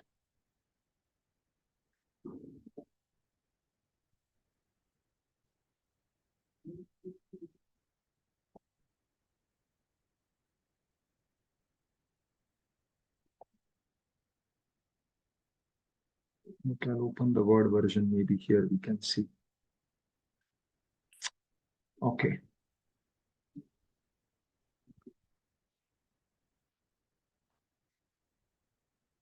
For these three, I don't have to do anything.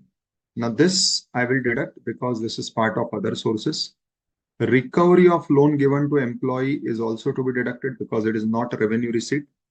And rent received from let out property is also to be deducted. So these three are not forming part of business. They are not business receipts as per section 28.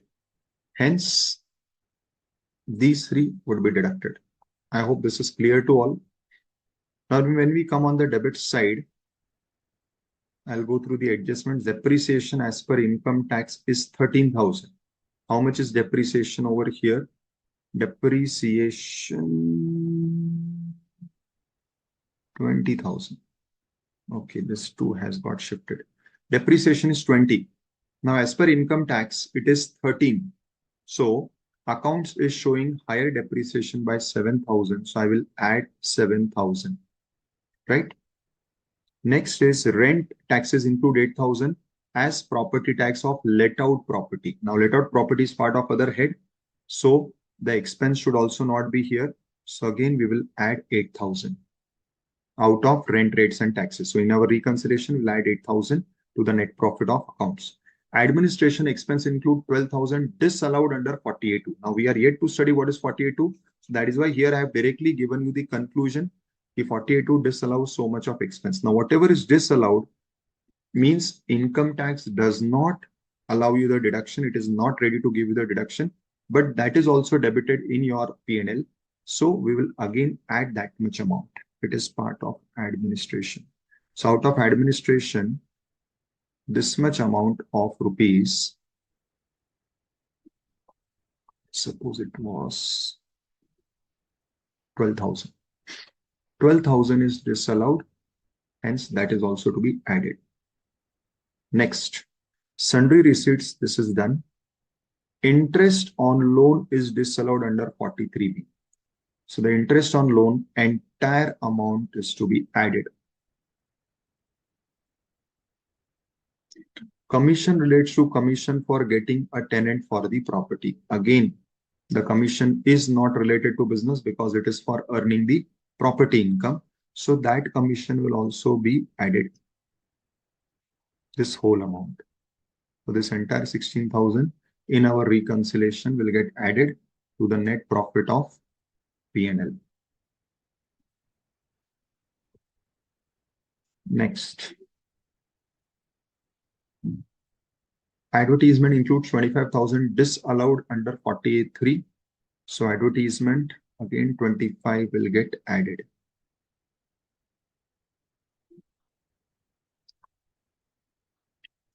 The recovery of bad debts, 21,000. Taxable under 41.4. So PGBP tax hits. However, it is not included in P&L. So the P&L for some reason has forgotten to include this 21,000, but PGBP says we will tax it. So what you will do is you will add 21,000 bad debts recovered. This will be the name you will give in the reconciliation statement. No, beta, we have to add. Why? See, PGBP says it is income. So for PGBP, that amount is income. So PG profit has to be higher. But P&L has done nothing. It is not crediting that amount. So P&L stands here, but PGBP income has to be higher because it wants to treat it as income. What you have to do, beta, you have to add.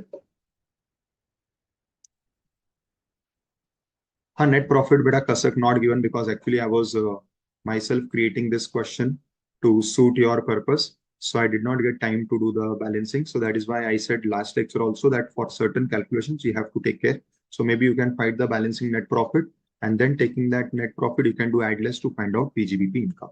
Now, let us go to the remaining expenses and let us see how whatever we studied now will apply. So let us say first expenditure of 16,000, 1,60,000 is given. You are given 4 rules. Check the 4 rules. Are they satisfied? 1. Is it related to business? Yes. As I mentioned in the last lecture, if nothing is given, you will treat the expense as a business expense only. So is salary related to business? Yes. Assume. Is it revenue in nature? Yes.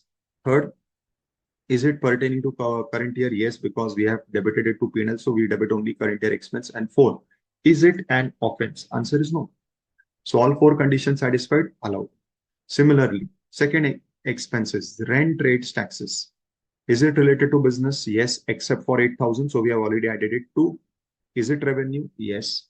Is it current year? Yes. Is it an offense? No. Allowed. Commission.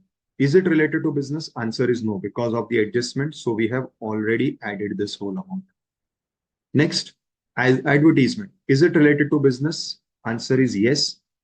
Current year? Yes. Revenue? Yes. Is it offense? No.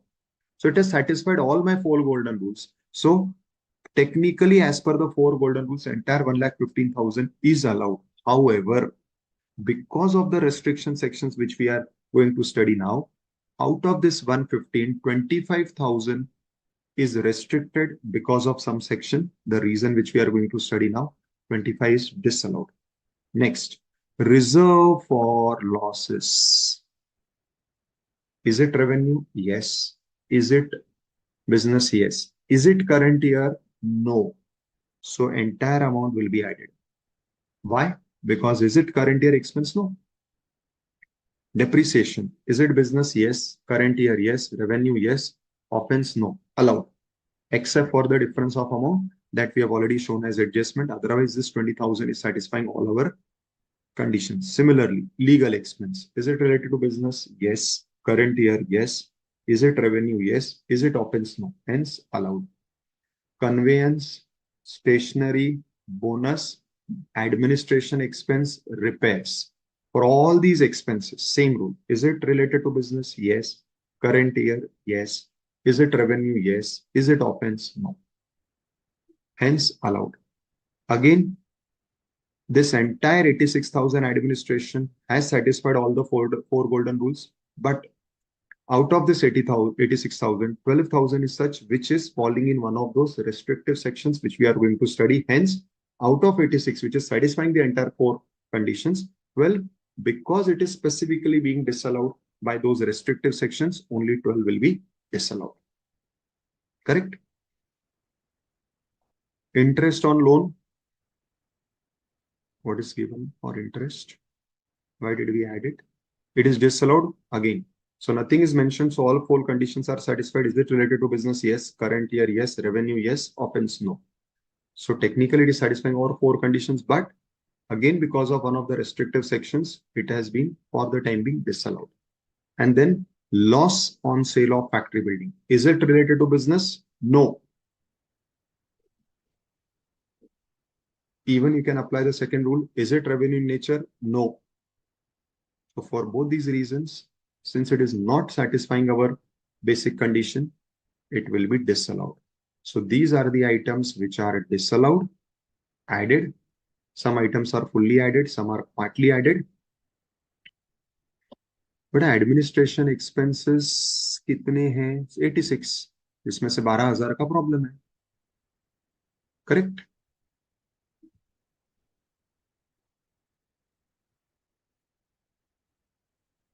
Sir, outstanding salary is there, then it will be disallowed. Why? But outstanding is what? It is pertaining to current year only, not paid.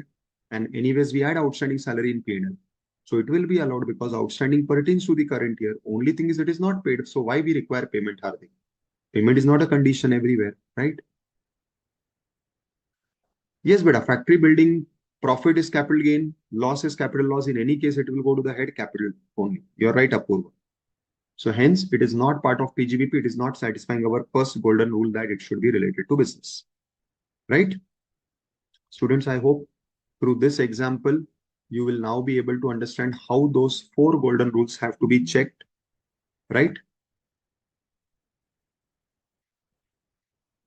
Hardik, if previous year outstanding is paid in the current year, tell me whether it is part of P&L. Answer is no.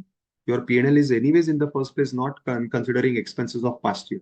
But yes, if that is specifically mentioned that this P&L salary includes salary of last year, you will disallow it. Sir, any expense not allowed, why it is added? Beta, what question you are asking, Bhavna? What was this all, what we studied? This is what helps you add and less. No? So if any expense is not allowed, it is debited in P&L. If it is debited in P&L, profit is less of P&L, but PGP is not allowing, so PGP profit is here. So you have to add, Bhavna. I did not get why you asked this question at this point of time. We have been studying this add less in past two lectures. So whatever is disallowed in business is going to be added because it is already debited to P&L, right?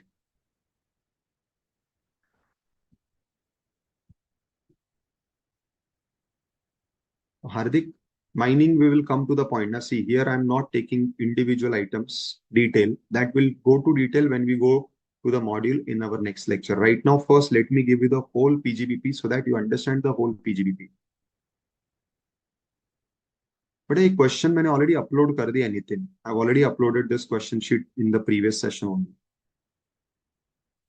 भावना बेटा, again, allowed expenses are not deducted. Why? P&L में debit है, P&L का profit कम, PGBP में भी allowed है, PGBP का भी profit कम. बेटा जहां पे दोनों काम हुआ है वहां पे हम रिकंसिलेशन में एडलेस नहीं करते ना. रिकंसिलेशन में एडलेस कब करते? एक हुआ एक नहीं हुआ है. अगर पीजीबीपी में वो खर्चा अलाउड है, जैसे कि ये बाकी खर्चे जितने भी आपको स्क्रीन पे दिख रहे हैं, जिसका मैंने कुछ भी नहीं किया, लाइक सैलरी कुछ भी नहीं किया मैंने, क्यों? क्योंकि वो अलाउड है, तो मैं उसको वापस माइनस नहीं करूंगा ना. It is already debited in PNL. Bhavna, so if it is already debited in PNL, PNL is already having profit reduce by 160, तो मैं वापस माइनस करके पीजीपी का इनकम क्यों कम करूंगा?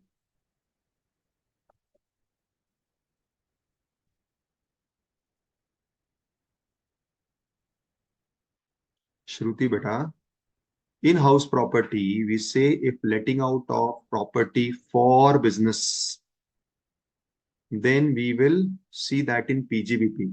How come beta? We never studied like this in house property beta. I said where the house property is self-occupied for business. That is what is covered in PGBP. Correct, na? Shruti, what we said in HP, that where the property is self-occupied for business, you are running your own business in that. You are not letting out that property for business. See, if you are letting out the property, it is covered in HP head only.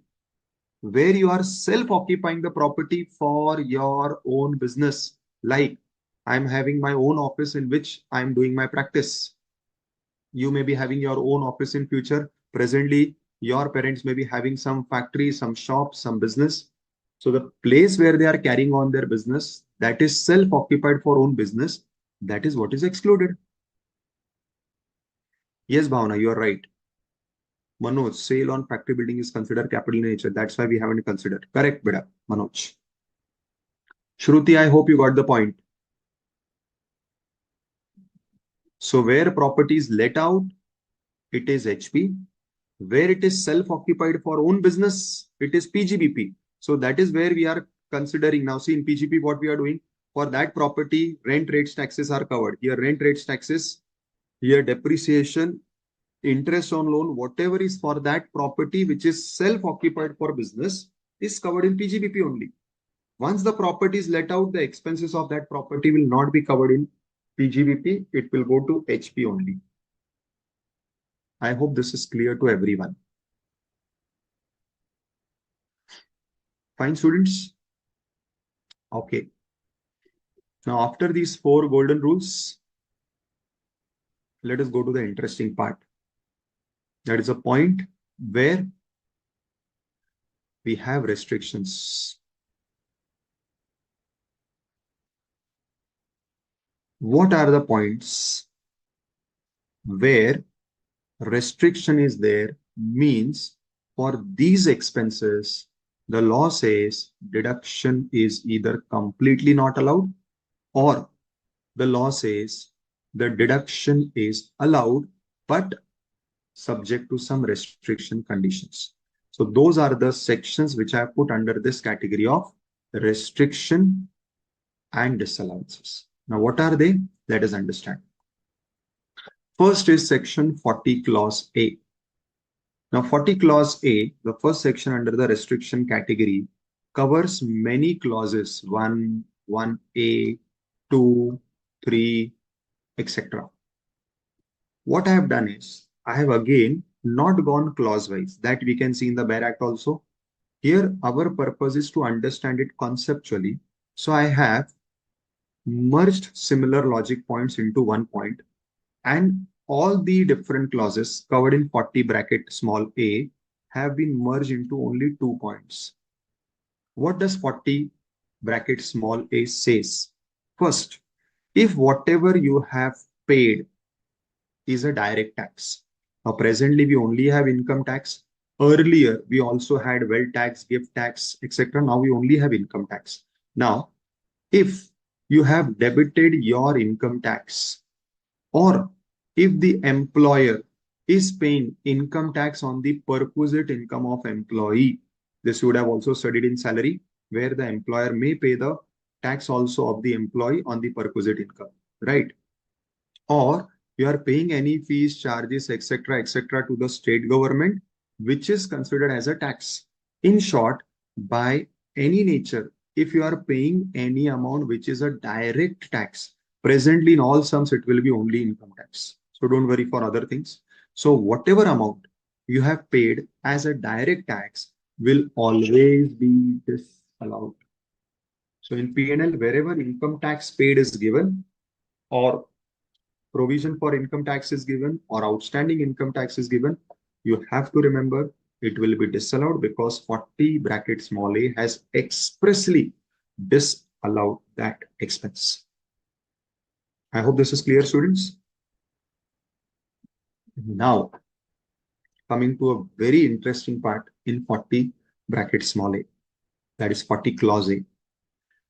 40 clause A covers multiple sub clauses which says that what else is disallowed in 40 clause A? One, direct tax is disallowed. Done. Understood. Point is over.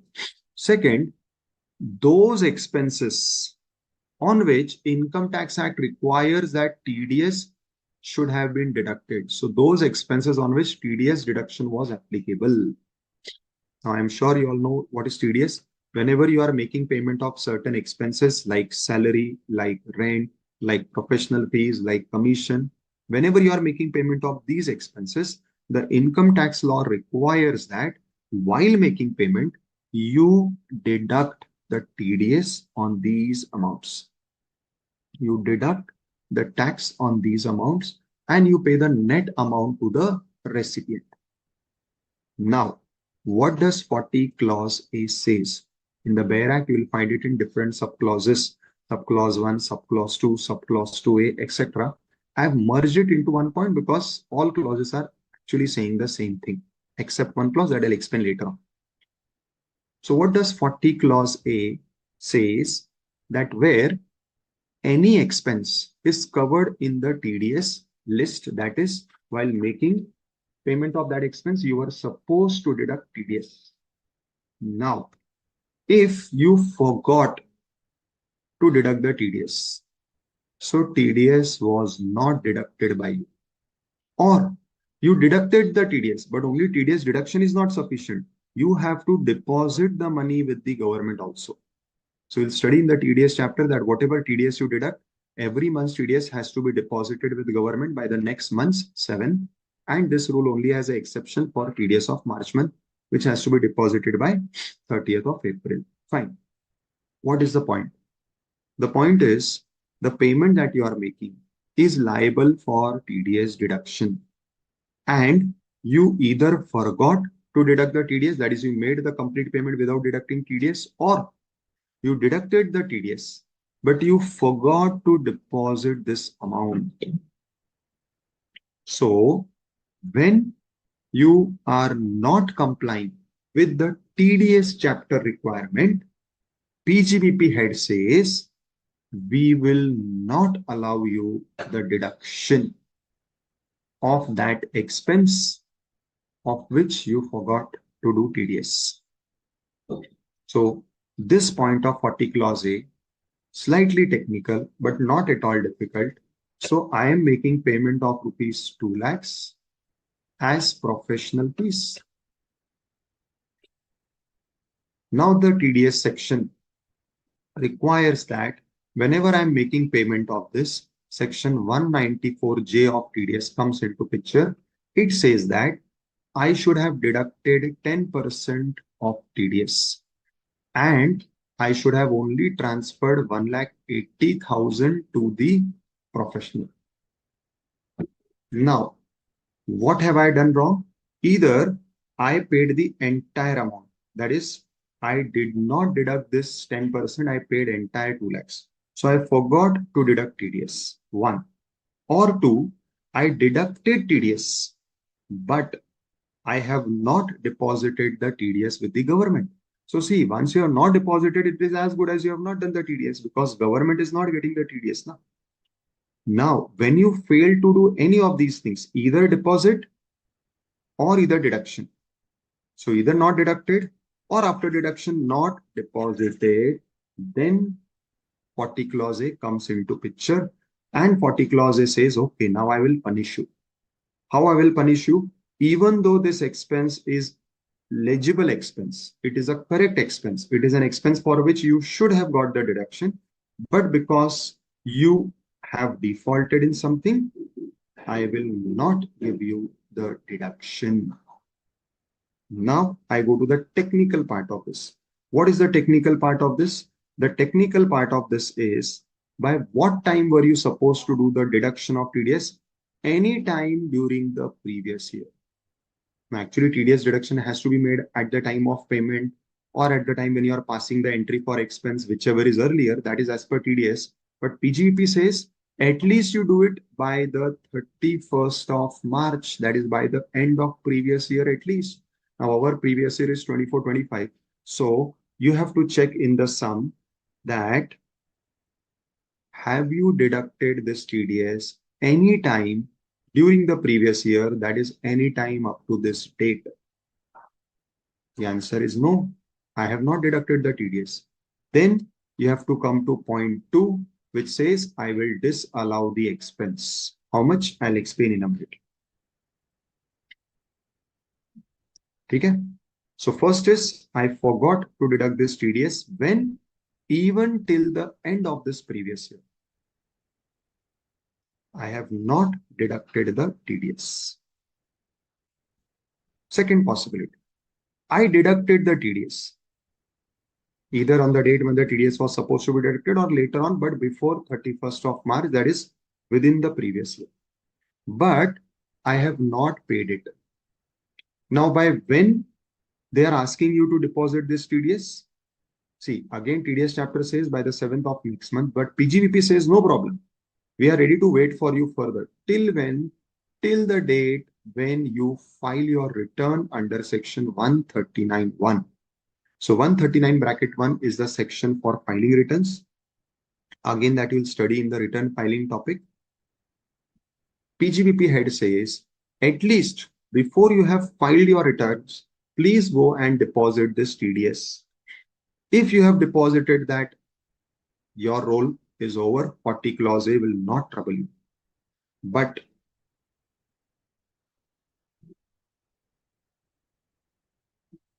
just a minute, students.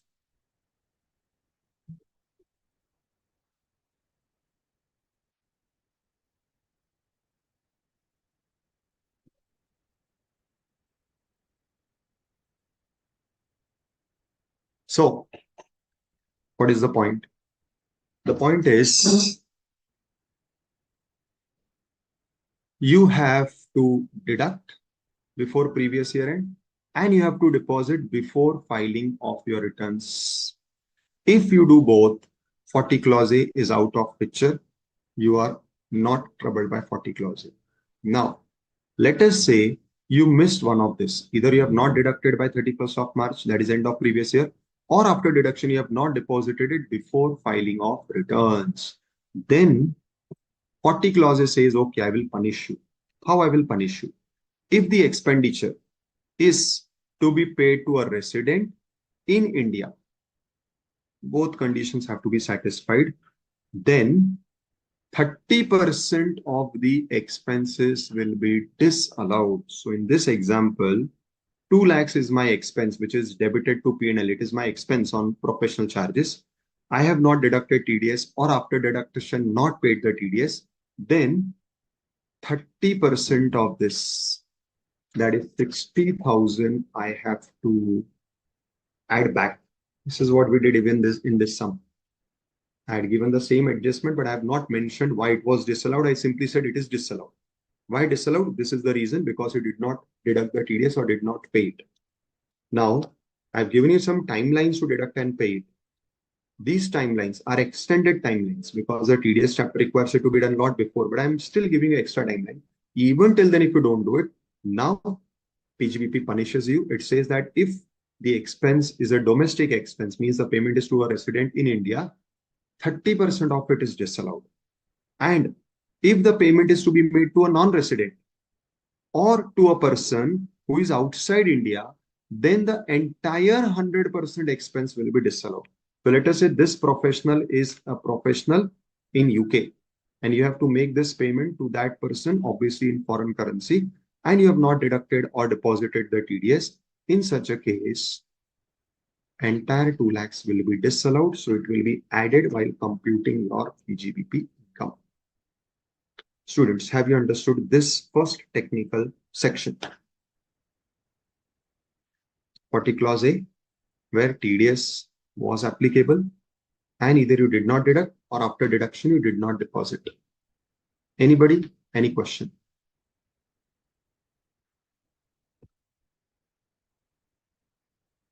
Yes, Preeti. Good evening sir. Good evening, madam.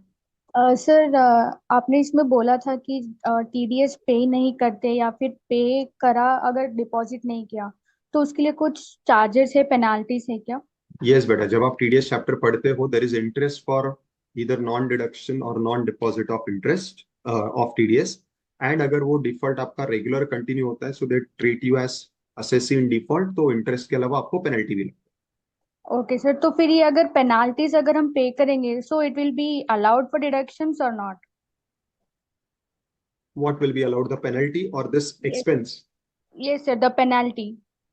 See, again, that penalty will not be disallowed because you are paying the penalty under the Income Tax Act. And we just saw in the above point that anything of direct tax will not be allowed. So even the penalty will not be allowed because it is part of Direct Tax Act. Correct? Okay sir, यही था doubt. Fine. And this expense will also be not allowed because you have not deducted the TDS of this expense. Correct? Yes sir. Now, there are two okay. possibilities.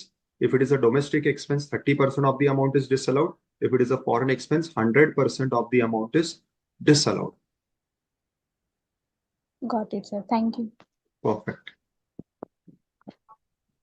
Sainath, beta, you're right. The monthly date for depositing TDS is 7. This is what I said. That is as per TDS chapter. PGBP chapter is giving you extended time. That okay, even if you have not deposited it by 7, no problem. I'm giving you extra time. At least you deposit before filing of returns. But if you are failing to do that, then PGBP is punishing you, right? Hardik, RNOR, yes, beta. See, RNOR has to be treated as resident because RNOR full form is resident, but not ordinary resident, but the person is resident. So if it is resident, even though it is RNOR and the payment is in India, 30% will be disallowed. Kasak 100% would be tax. Yes, beta. What happens in the case where we have paid TDS challan partially paid to government? So is there any provision? See, beta, there is no specific provision where you are saying you have paid TDS challan partially. Because practically, beta, if you see the portal does not take part payment either under GST or either under income tax. So if you have shown liability of, let us say, rupees 1 lakh, the portal will accept your challan only when entire 1 lakh is paid. Pallavi, sir, if TDS is not deducted while payment, how it would be deducted after making payment? That is a good question, Pallavi. Normally, what happens is, if we realize our mistake later, we call our supplier, we call the person to whom I have made payment. I request him to pay me back that 10% amount. That is how I deduct afterwards. So you have a very good question, Pallavi. Ki if I have not deducted at the time of payment, how afterwards? Like we have said that you can deduct it even up to 31st March, but before that, I've already done payment somewhere, let us say in November. How I can go in 31st March and make payment, make the deduction? One, either I'll ask the person to give me back that much amount, so automatically it becomes deduction. Two, if I have a regular transaction with that person, then in my next payment, I will deduct both the TDS, Pallavi. So these are the two ways how you can do it in future. If nothing of this happens, then you face this disallowance. Fine, Pallavi? Yes, Bhavna. Sir, this allowance is only when deduction not been done during the previous year, or deduction is done but payment not be made up to the date of filing the return. Correct. So what is your doubt, beta? Sir ये confirm करना था मुझे, यही है ना इसका मतलब? Yes, beta, यही है. ठीक है sir. Perfect. Now, just for your quick reference, I've mentioned here what are the due dates for filing returns. Anyways, you study this in return filing chapter also, but since here the reference of due date was mentioned, so I've covered the due dates. Now, interestingly, see students, I've used a particular color scheme in this whole chapter so that certain things, at least because of colors, would be easy to recall. So whatever is put in red is what is not good for you. So it is the amount which are disallowed. Whatever is put in green is what is very good for you because it is the amount which is allowed. Now, pay attention. 40 clause A, we are studying as a draconian section because it is disallowing you your deduction. Now, the same section also becomes sweet, also becomes very likable because it says, no problem. Even though I have disallowed that expense now, it can be claimed in the future. When it can be claimed in the future? Whenever in the future you go and deposit this amount with the government in any subsequent year, I will allow you deduction of this past year because now that expense has become past. But I will allow you deduction in the year in which you have deposited the TDS. So let us say we are talking about the rent of previous year 2022-23 rupees 10 lakhs. I should have deducted TDS. I failed to deduct TDS. So in that year, 30% of this was disallowed because rent generally is a domestic expense only. Domestic means within India expense. So I was disallowed 3 lakh rupees. Yes, beta, you are right. It is under 194I and there is one more special case under 194M, but generally it is 194I. You are right. So this 10 lakhs expense was of 2022-23. In that year, I did not deduct the TDS with the government. So 30% of it, that is 3 lakhs, was added to my income. That is, it was disallowed. Fine. Now in the present year, so in the current year, which is 24-25, I deposited the TDS of this 10 lakhs along with whatever interest penalty is there. I deposited that amount to government.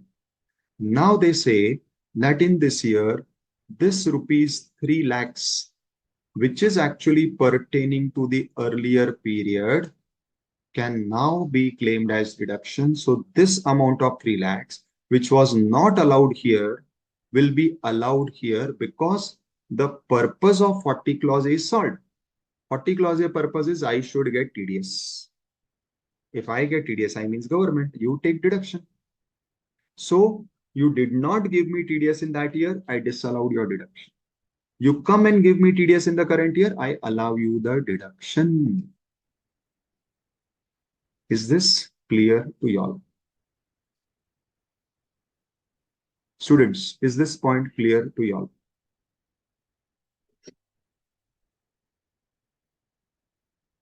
Yes, Hardik, you're right.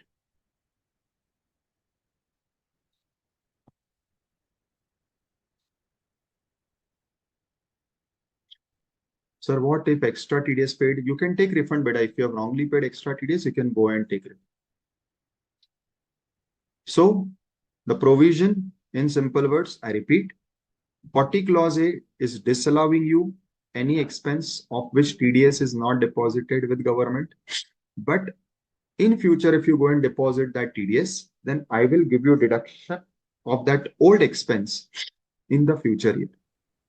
This is what is the example. So the expenses of 22-23, in that year, you did not deduct TDS, so I disallowed it in that year. But that 22-23 expense TDS you deposited in the current year, so I will give you deduction of that past year expense in the current year. Sir, Yes, Pooja. sir, my question is if जैसे कि sir बोलो। 2024 या 23-24 का मतलब TDS है और हमने 31 मार्च तक डिडक्ट नहीं किया and sir but we paid it on 31 मई को हमने पे कर दिया सर, बाद में पे कर दिया, अब डिडक्ट भी कर दिया बाद में और पे भी कर दिया, तो उस केस में मतलब किस साल अलाउ होगा सर ये? अगले साल होगा, क्योंकि बेटा डिडक्शन तो प्रीवियस ईयर में चाहिए था ना 31 मार्च तक। अब आपने 31 मई को जाके दोनों काम किया, डिडक्शन भी और पेमेंट भी, राइट? Yes sir. मगर क्योंकि आपने मेरा पहला ही कंडीशन सेटिस्फाई नहीं किया, तो उस साल तो डिडक्शन आपको नहीं मिलेगा, क्योंकि उस साल का डिडक्शन का टाइम लिमिट 31 मार्च चला गया। सर यही ठीक है बेटा, तो वो अगले साल मिलेगा। तो जब आप अगले साल का इनकम कंपटीशन करोगे, वहां पे आप जाके वो एडजस्ट कर लोगे। Okay.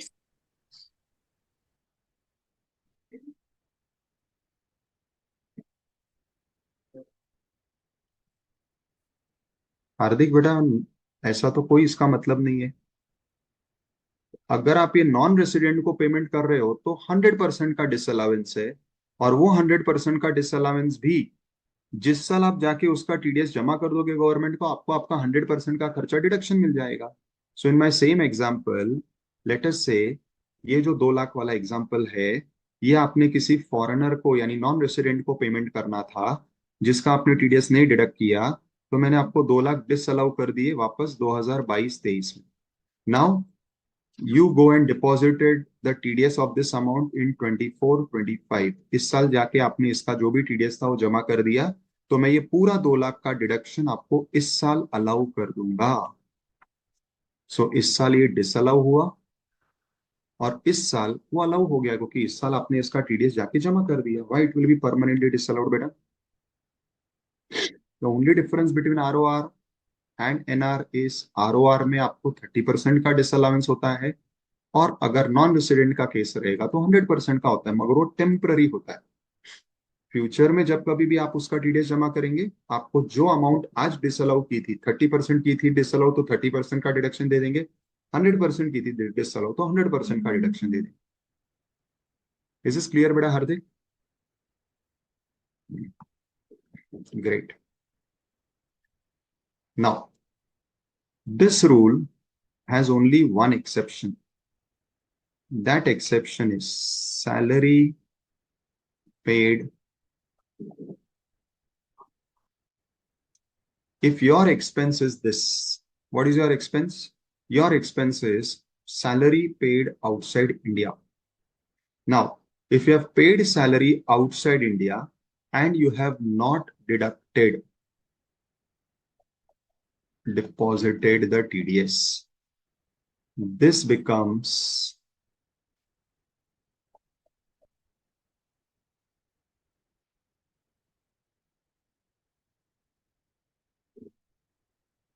permanent disallowance. This is the only case in which you will not get the deduction again in the future. It will be permanently disallowed. I hope you got this. In this case, in future, you cannot claim back this expense even though you deposit the TDS of this expense. So only one expense is permanently disallowed if the TDS is not paid, that is salary, which is payable outside India. In this, even in future, if you go and deposit the TDS with the government, they will not give you the deduction. Is this clear to you all students? Now, if you observe this point number 4 is doing what? Point number 4 is indirectly allowing you an expense of past year as deduction in the current year. So indirectly, this section is allowing you deduction of past year in the current year. So does it not become exception to this rule? What was our rule? That we will allow only current year expenses as deduction.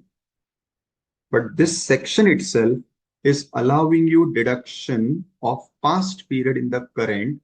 Hence, this is an exception, which is E, which I did not explain at that time because I said I'll explain it when we come to that restriction. So what it says, expenses which are of past years, which were disallowed in the past under 40 clause A because of TDS, shall be allowed in the current year when the TDS is deposited. So indirectly, 40 clause A is becoming an exception to our golden rule of current year expense. So because of 40 clause A, some past year expense may be allowed to you, may be given to you as deduction in the current year. I hope this is clear to you all. Fine, students? Any doubts with this? Great. Next technical part of this section. What is this next technical part? Point number 3. So we studied point number 1, where the condition was given that what you should do. If you don't do this, you will get the problem of disallowance. Then point number 2 was giving you the disallowance 30, 100. And point number 4, this disallowance can be reversed in the future whenever you make the payment of TDS. Now, what is point number 3? Please understand the logic of this whole section. This whole section logic is that whenever I'm making payment, which is my expense and your income, if I am showing it as expense, it means I am claiming it as deduction. It means I'm reducing my income, my profit, my tax. So by showing this as an expense, I am reducing my tax liability. Now the simple funda is one man's expense is other man's income. So if I am showing it as expense, reducing my tax liability. So at the same time, whoever's income it is, they should show it as income. And whatever is their tax liability, they should pay the tax liability. To ensure this, that when I claim expense, you pay tax, this concept of 40 clause A was introduced in the law. Please understand the logic of 40 clause A. So why 40 clause A was introduced? So that when I am taking deduction, by showing it as expense, let my counterpart report it recorded as income also. And when this will be achieved, when if the TDS provisions want, or if there is a TDS provision made for this expense, I should deduct the TDS. The moment I deduct your TDS, your item of this income, which is my expense, gets reported to the government. I show them that, okay, I am making payment to this person for this rent income or professional fees. So government now comes to know that you have earned so much income, and they will check it in your returns. If you have not showed it in your returns, then the consequences will follow. But what is the intention? Intention is that when I am showing it as my expense, taking the benefit, you should show it as income and pay tax. Simple. Now this is ensured by 40 clause A, because 40 clause A says I will get deduction only when I deduct the TDS and I pay it to government, so that indirectly your tax, which you should pay later on, which is because this is your income, gets paid to the government. So the purpose of 40 clause A is that government is giving me benefit. So at the same time, it is also collecting your tax. Now, why I explained this logic? So that you understand question of the point 3 simply. What is point 3 saying? I forgot to deduct your TDS. If I forget to deduct your TDS as per point 1 and 2, I fall in the trap of 40 clause A. I have to do this 30% or 100% disallowance. That is, I have to add it to my income. Fine. Now, if this is the case, that I am taking deduction, but I have forgotten to do TDS. But what is the intention of 40 clause A? You are showing this as your income. Now, even if I forget to do TDS, if you honestly show this amount as your income in your income computation, and whatever tax comes, you are paying the tax, it means the ultimate purpose of government is satisfied, that I claim deduction, you show income. This is satisfied. Then why I should be punished? That is why point 3, which was amended later on and added in this section, says if the assessee has not complied with point 1, that is, I have not deducted the TDS. So I made a mistake, but you are honest enough to show this amount in your returns and pay the tax, of which you are also giving me the proof. That is your income tax computation, challan, etc. Then in this particular case, even if I have defaulted by not deducting TDS, this punishment will not be given to me. That is, I'm not required to do disallowance. And if I have done this disallowance, then immediately it will be allowed in my next immediate return. So the point is, 3 is also a beneficial provision, and hence it is also put in green.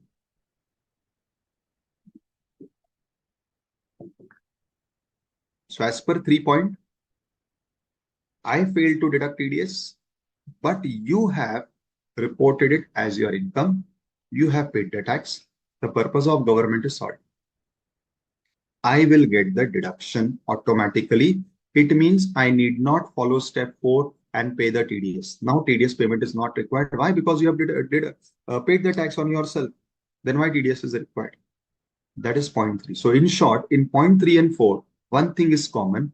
Government is getting the money, and once it is getting the money, it is allowing you deduction. In point 4, you go and deposit the TDS. Still you get deduction in future year. In point 3, the opposite person to whom you have made the payment of this income, who is supposed to deposit this tax, has himself paid the tax, and hence once he pays the tax, still you get the deduction. I hope students this is clear. So Pallavi says it means when I forget to deduct TDS while making payment, but the person to whom make payment pays the tax on that income. Yes. So you have forgotten to deduct TDS, but the opposite person is honest to show this amount of income in their returns and pay the tax. You are absolved of this responsibility. You will still get the deduction. So 40 clause A in point 1 and 2 puts the restrictions and disallows the deduction, and in 3 and 4 gives you benefit and allows the deduction. Yes, Hardik. Sir, this deduction will be allowed to him in the next year, no? Yes, beta. Because generally you get to know this only in the next year, because by the end of this due date, he will file his return. After he has filed the return, you will make follow-up, then he will give you the details. Yes. So practically it happens in the next year. But the point is, you don't have to then go to point number 4. You don't have to do the headache of you depositing the TDS. You just take the proof from him and you take the deduction. So initially in our previous year, it will be disallowed. But in the see, firstly, it is disallowed. First, point number 2 will happen in any case. Then either 3 or 4. Okay, sir. Is this fine? Yes, sir. Thank you, sir. Yes, beta.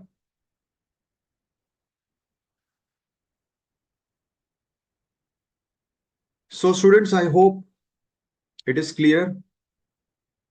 Yes, Shruti beta, correct. So we stop over here. Already we studied too many things today. In the next lecture, we'll go to the remaining restrictions, which are not so technical as this section. So I will request you also today, start reading all the sections from 30 to 37. Maybe from the, let us recapitulate at least the summary of that, and also read 40 clause A. In the next lecture, we'll go to the remaining restriction sections, which also you may study at your end before and come in the next lecture so that you'll understand the provisions better. Is this fine, beta? So thank you all. Thank you very, very much for such a great interactive session. I really enjoyed, despite of being such a technical session and despite of it being in the peak afternoon time, which is generally a favorite time to have an afternoon nap. I, for not even a second, felt drowsy. In fact, I was so much charged only because of your continuous involvement and your inputs and your queries. So thank you, students. Let us connect next lecture again with more such technical and interesting pointers. Thank you, technical team. Thank you all.